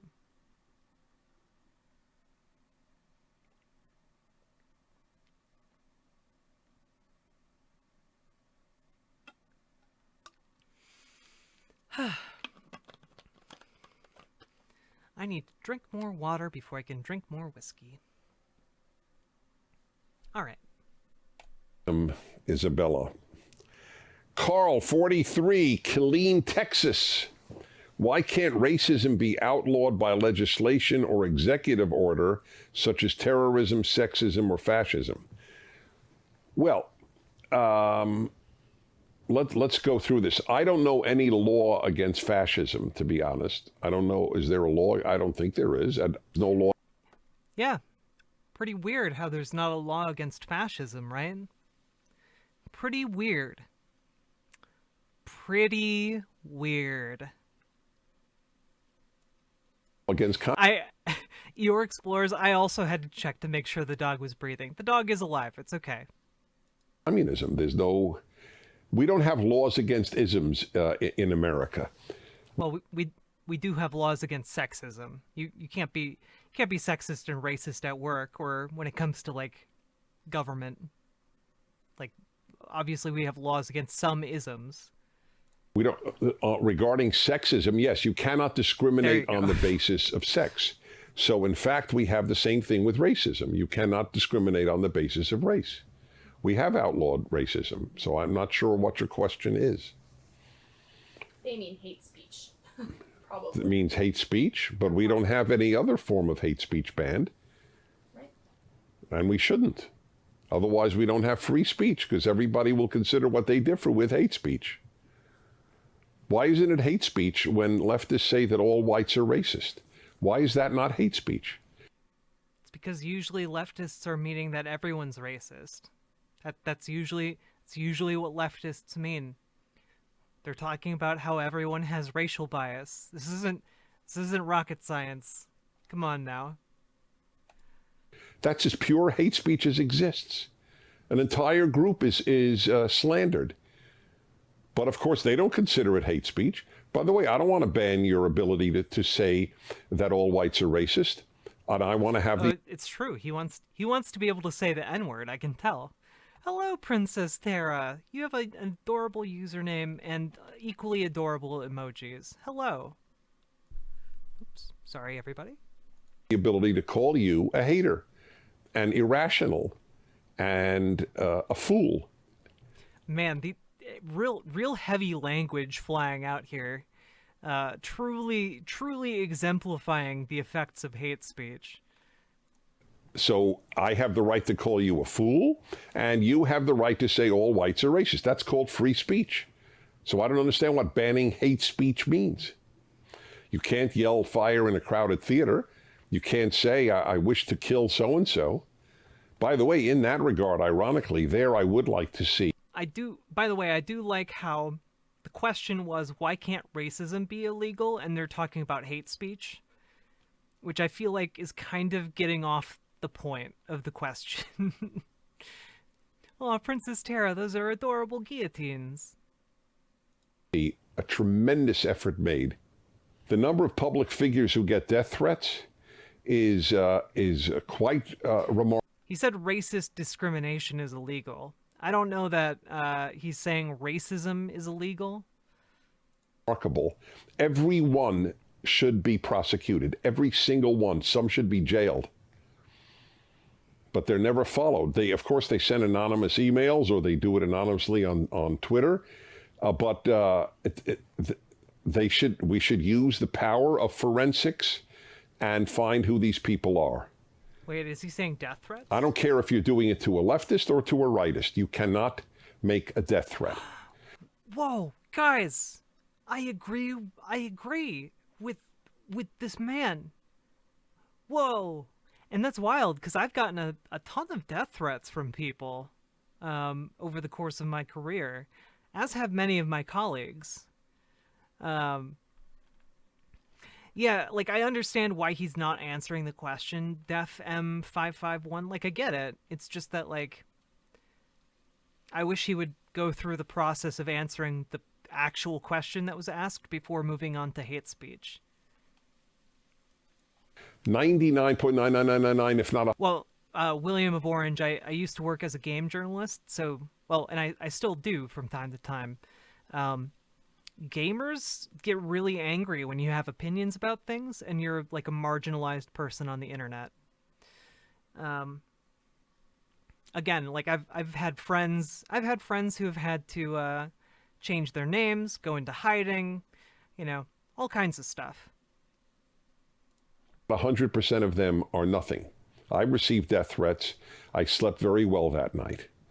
Okay? People who want to kill you don't send you a letter in advance. That's just the way it works. But Except sometimes they do. Except sometimes they do. it is disconcerting to receive them, and nobody should receive them. And yet people write them. That's real speech that should be banned. That's threatening violence. That's different. Francis, 23, Kansas City, Missouri. Hi, Dennis. Several leftist politicians have called for a mandate. I'm sorry. I literally had someone in here the other day arguing that Steve Bannon calling for the beheading of Dr. Fauci and the current head of the FBI, Christopher Wray, was him joking. So, is it really a threat if other people are just saying, oh, of course he's not being serious, he's joking. It's funny jokes to say you're gonna kill someone or want them to be killed as a political joke, you know? You just don't have a sense of humor. You guys, it's always a joke until it's not with these people. It's always a joke until it's not. Well, no, AOC and Kamala Harris aren't in trouble because they didn't support riots. The Black Lives Matter protests were between 93% and 97% peaceful. And, like, if you believe otherwise, that's fine, but I go based on data, not based on, like, your average perception of what the narrative is, you know? Mega Drivers Custom, hello! Welcome to our chat. We're having a good time here. The left is killing our ability to have good jokes about beheading people. It's true. Mandatory buyback on guns. I was wondering what your thoughts are on this, and I was wondering what you would do if government officials came after your firearms. Let me just put this... Right, but the issue is, in the study, William of Orange, largely a lot of the violence came from police or counter-protesters, which we can see from, like, the charges being brought against... I forget what his name is, but the people who burned down the Minneapolis 5 precinct, they're Boogaloo Boys. They're from out of state. They aren't from anywhere around here, and they just showed up and burned down our police precinct. So, like, yeah, a lot of this violence isn't actually perpetrated by the protests.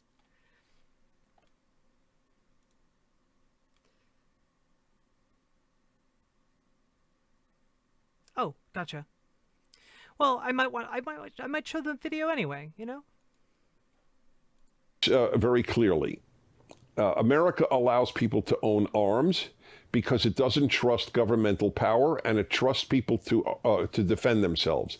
Now that we know that cities run by progressives, like Seattle, like San Francisco, like Los Angeles, like Washington, D.C., like Chicago, Philadelphia, these people will not stop violence from the left. They watch it. They do nothing against it. Therefore, this has been the largest sales of guns in American history this past year. The only reason is that vast numbers of Americans do not believe that where there is a progressive mayor, so-called progressive mayor or progressive governor, that violent people will be stopped. That's it. So therefore, people want to be able to stop them on their own.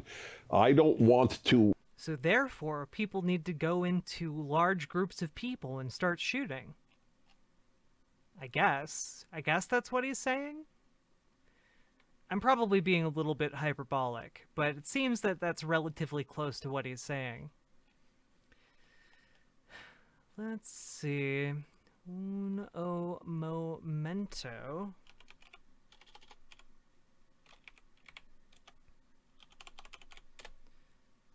Where did this go? Where did this go?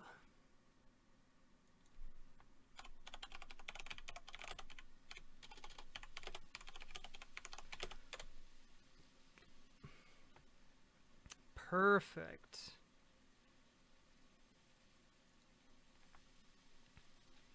Here we go.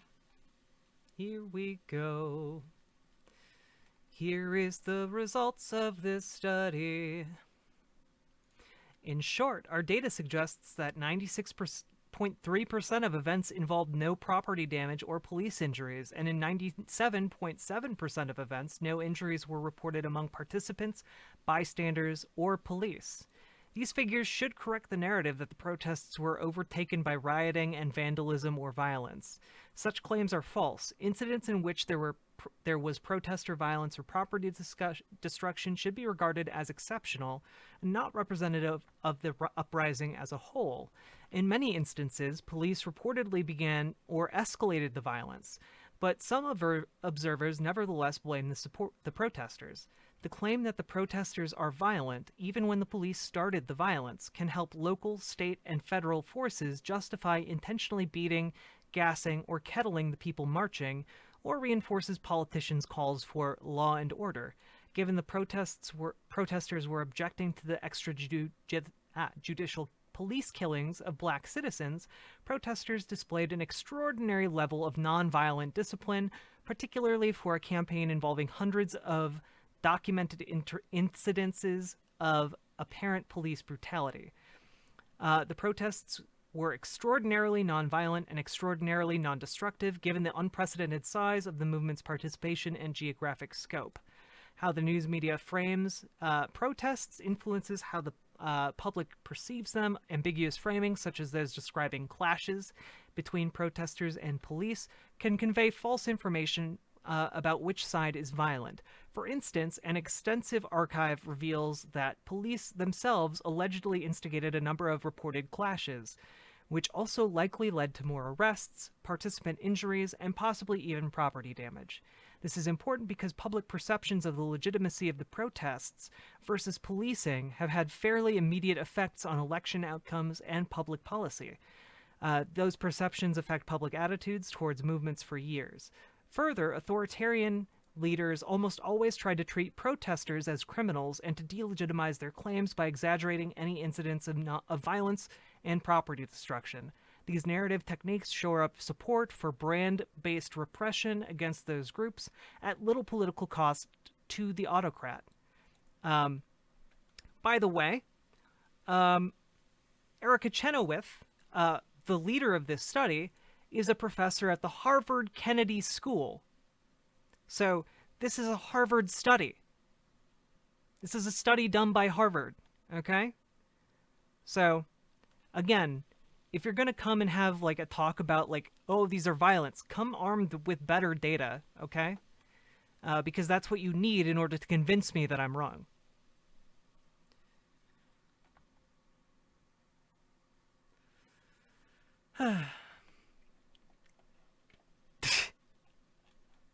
I'm just saying, the data is valid and it comes from a well-respected source. Can I shoot that link? Sure I can. I think I have a link to the actual Harvard website though. Let me see if I can find that real quick. Erica Chenoweth, Peaceful Protest, BLM, and here we go. Is this it? Let's see. Okay, this isn't where I wanted to go, though. I wanted to go to Harvard. Oh, is this it? Yes, here we go.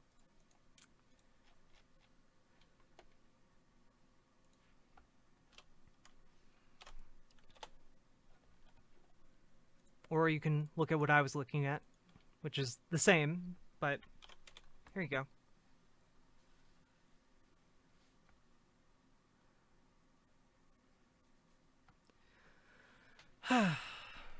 Under no pretext should arms and ammunition be surrendered. Any attempt to disarm the workers must be frustrated by force if necessary.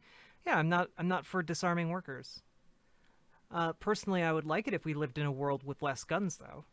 I would like that, but I'm not so idealistic that I think that that can be now, you know?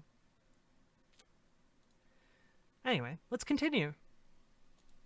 Incapacitate people's ability to defend themselves and their loved ones.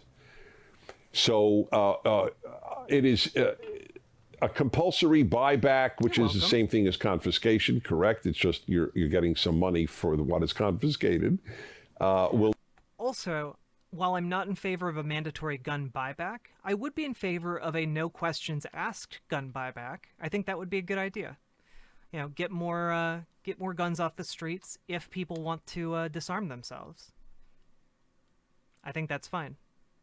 Will not work in the United States of America, and it would be the beginning of violent confrontations between authorities and Americans.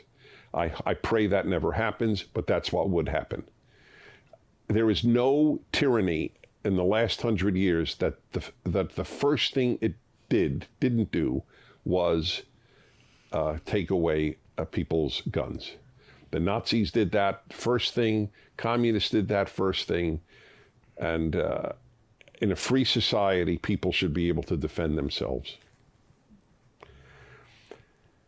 Gigi, Xizhi, so I guess it's Shiji. That's. In an ideal world, guns shouldn't be necessary. But in the current conditions in America, working people and POC need to arm themselves against state-mandated violence and right-wing militias. Yeah. I just think that, like, while I'm very pro Second Amendment, I don't like guns. Like, I don't know. I'm not a very inherently violent person, you know? But I also recognize the utility of them when it comes to class struggle. Left needs to be heavily armed. I mean, maybe. So some people on the left, they're better suited to that kind of thing. Anyway. That's right, Shiji. 24, Poplar Bluff, Missouri. Hi, Dennis. I'm an American citizen for a year, and because how crazy this year was, I started to read Bible. If I can't be a faithful person, I can still learn from this amazing book, perhaps the greatest book, period. Here's an issue that bugs me tremendously.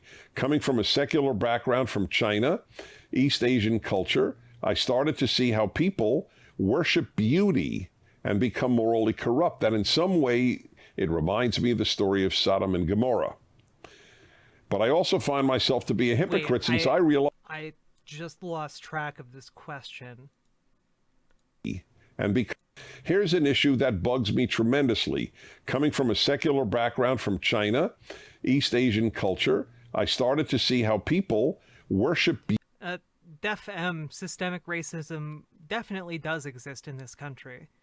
There are more ways of having systemic racism than having like a law that specifically says fuck black people.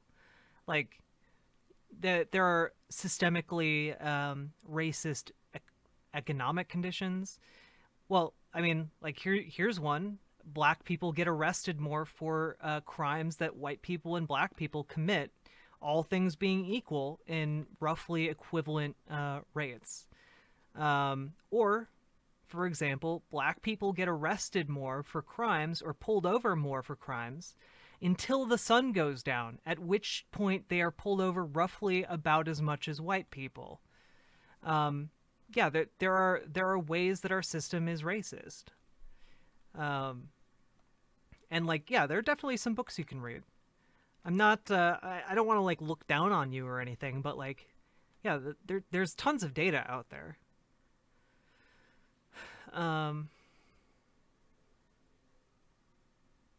Like again, like there's a sociological constant. Here's an easy way to think about it, right? One of the big sociological constants of our world is if you're born poor, you're more likely to die poor. If you're born rich, you're more likely to die rich, right? This is a well-documented sociological phenomenon. Now, what do you think happens when we repress and systematically repress and oppress an entire group of people based entirely on their race for hundreds of years and deny them the ability to build up wealth, and then we suddenly free them, what do you think happens to that group that are suddenly freed with no wealth built up compared to their white peers, right?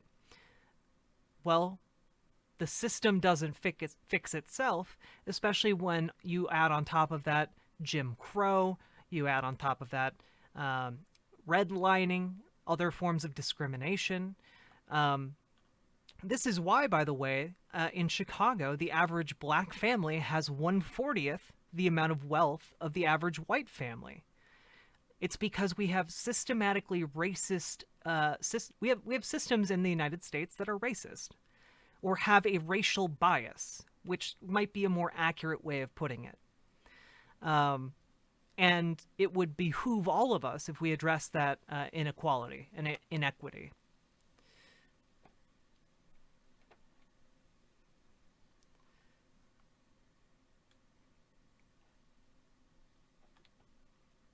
Beauty and become morally corrupt. That in some way, it reminds me of the story of Sodom and Gomorrah. But I also find myself to be a hypocrite since I realize that's how I saw women too. I become really angry of myself and the Asian culture, so angry that I have chest pain last night. Wow, that's really angry at yourself. But I don't know how I can solve this issue. Please advise. So I wish we could speak so I could get this more clearly about worshiping beauty, worshiping anything but God and God's will, like the Ten Commandments is what we call idol worship. And there are people who worship beauty, but worshiping beauty is not. This is a really strange turn in a conversation that I felt like was supposed to be aimed more secularly. Like, I'm not sure that this has any resonance with people who aren't religious. But, we'll keep going. Not the same as valuing beauty. Wait. Explain the Asian community's wealth? I mean, okay, Jay Burke, it's actually really simple. Immigration selects for wealth. Wealthy people are the kinds of people who have enough money to immigrate to the United States, and therefore, there are certain groups of people that do disproportionately well in the United States. One of those tends to be Asian people, people coming from places like China, typically wealthy people coming here to the United States for education, or Nigerians. Nigerians tend to be have the highest IQ in the entire United States because the Nigerians coming here tend to be obscenely wealthy. So this is largely why you can get outlying groups like that. It's a factor of our immigration system. It's also easier to immigrate here if you're wealthy.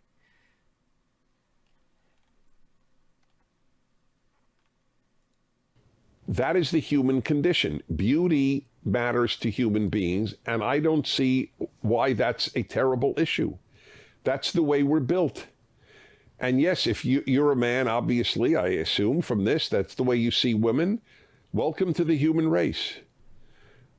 In the land of the blind, beauty. Whoa, but this person might be a woman. What if they're a lesbian? What if they're pansexual? You don't know.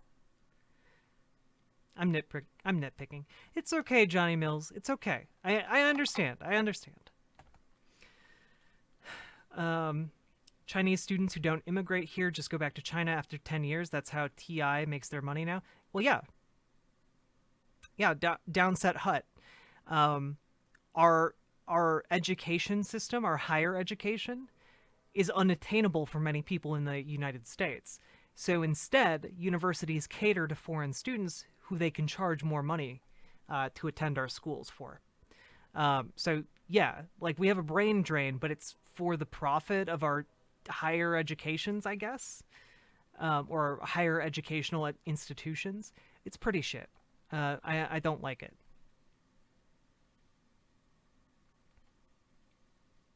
Beauty doesn't matter. In the land of the sighted, beauty matters. In the Bible, God describes Sarah, the matriarch Sarah, Abraham's wife, as particularly beautiful. Describes Rebecca, the second matriarch, as also particularly beautiful. Beautiful to look at and beautiful of form.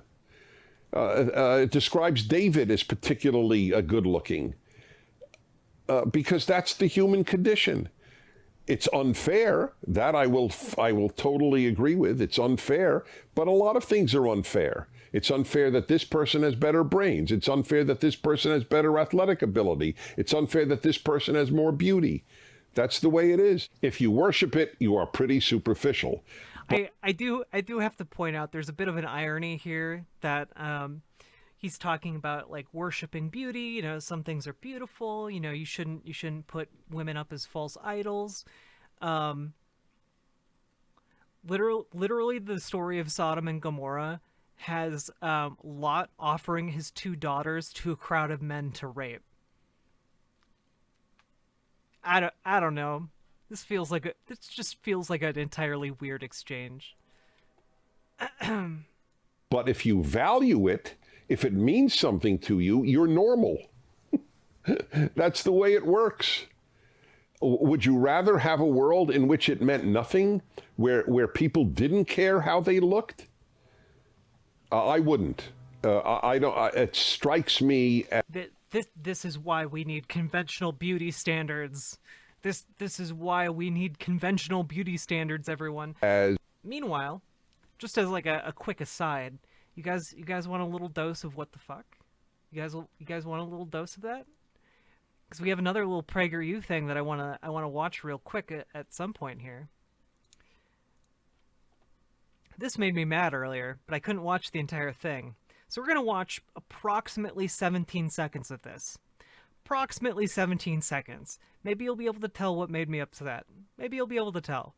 And I said to myself, I view being fat as I view being anorexic. I was anorexic when I was 18 years old, and I was anorexic for 4 years, severely anorexic. You should not be promoting either. No. Both of these are unhealthy, but you would never see a society that says, be anorexic acceptance, right? Can you see why maybe this made me upset? Right? This is Candace Owens talking about that our beauty standards are messed up because we're embracing like overweight women or large women. But we don't embrace anorexic women. Except here's the issue. We condemn people in society largely for being overweight. Tons of people feel bad about it. So why not change our standards of beauty so that overweight people can be happy about themselves? It doesn't help to hate yourself, right?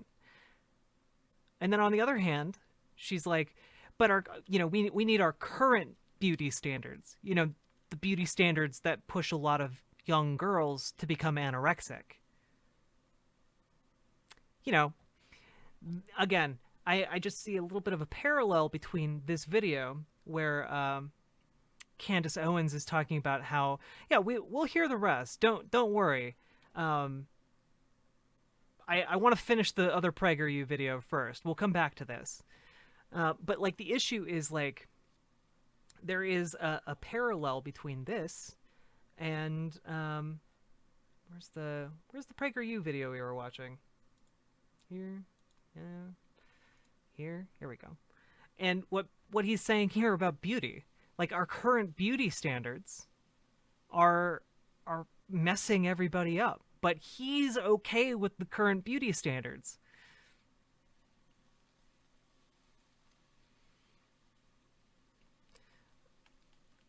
Look, there's nothing positive about hating yourself, friend.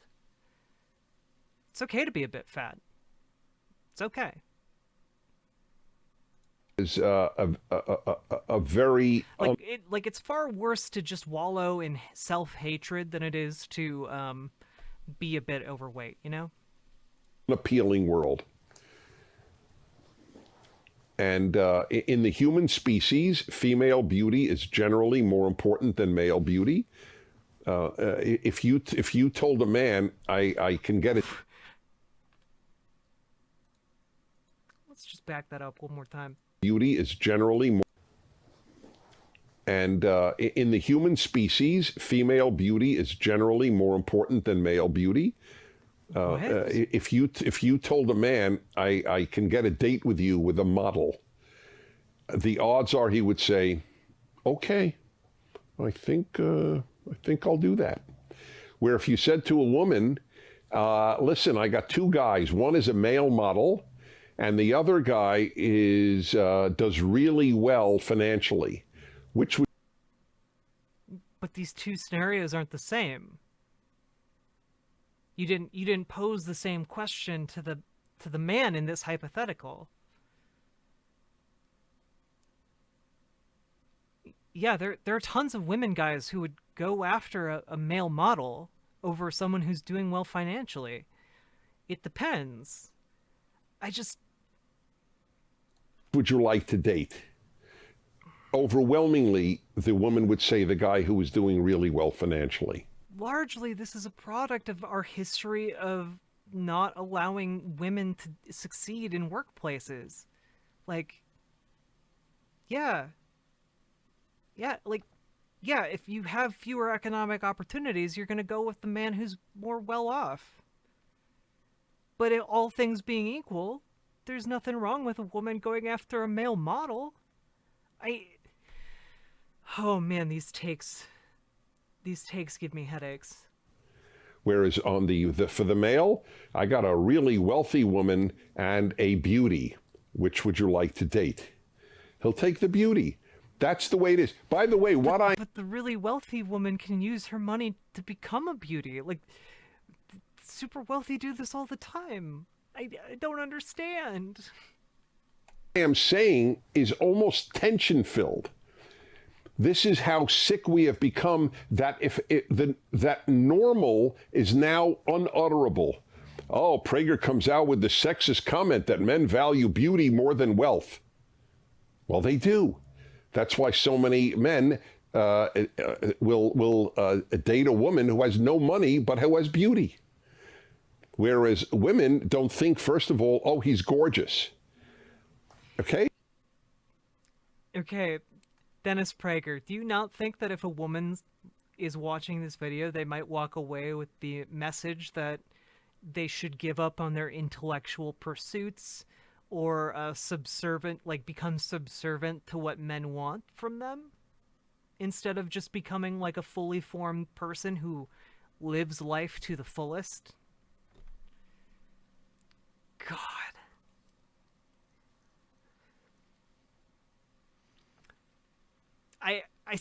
Guys, this really does hurt my brain. It's true. Sugar mamas are great. I would also like a sugar mama. If you find one, call me. Now, it doesn't hurt. If a guy is gorgeous, it is an asset, I got to admit. That's why I try to earn money. Kidding. Sure you are. Not fully kidding, moderately kidding, because I have earned money, but I can't. I'm not in the Bill Gates realm of money. But oh, sorry, you're not a billionaire. Fuck, I hate these people. I hate these people so much.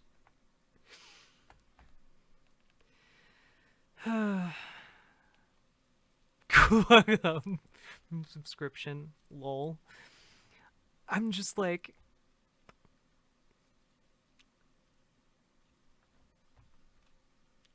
this video is really making me upset in ways I didn't think it would.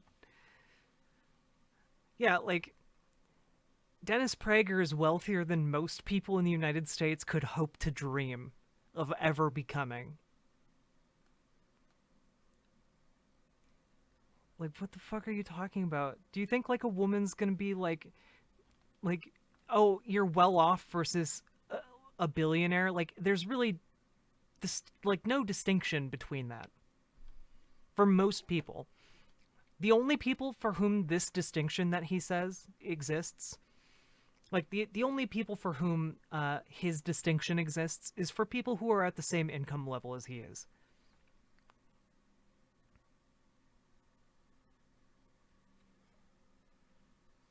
Yeah, don't talk to me unless you're a trazillion gagillionaire. True. Men know this. Of course they know. The vast majority of men I do think it's telling that this entire segment has been longer than any of the other segments. are okay looking. There are very, very few truly ugly men, and there are very, very few truly gorgeous men. Very few. But there are very many really good-looking women. They don't know this, the women. I mean, most good-looking women don't think they are, which is it's a very charming aspect of femalehood. But nevertheless, there are. And that is the way it is done. In Dennis, definitely not sexist Prager over here. peacocks, it's the opposite. Male peacocks are gorgeous, and female peacocks are pretty dull-looking. Okay, Can so someone that's the way it Trotsky works. me over here? God, it's. Do you know? I used to say on my radio show, I get paid well to say the obvious, because you have been taught that. See, there's a war against truth on the left. To say that men value beauty is a sexist statement. Do you think that if I just stop That's what they breathing, would I'll call die? it. It's a sexist statement. What does that mean, can hope, sexist right? statement? The question isn't, is it sexist? The question is it true? That's why there's a war against truth at the university. Oh, I'm sorry. I didn't realize that the war against truth has come to your doorstep, Dennis Prager. It's almost like you setting up a fraudulent, sorry, not a fraudulent, but an organization that masquerades as a university might one day get caught up by a war against, Oh, God damn it. I can't even formulate this joke properly.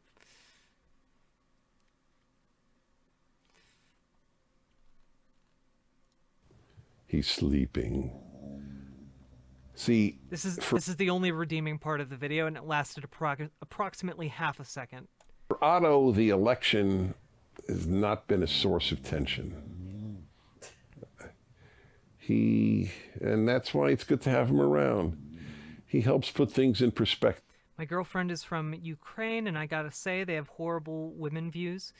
Like one of her friend's husband only married her if she gets breast implants, so he could be proud of being seen with her in public. Whoa, that's gross as hell. What?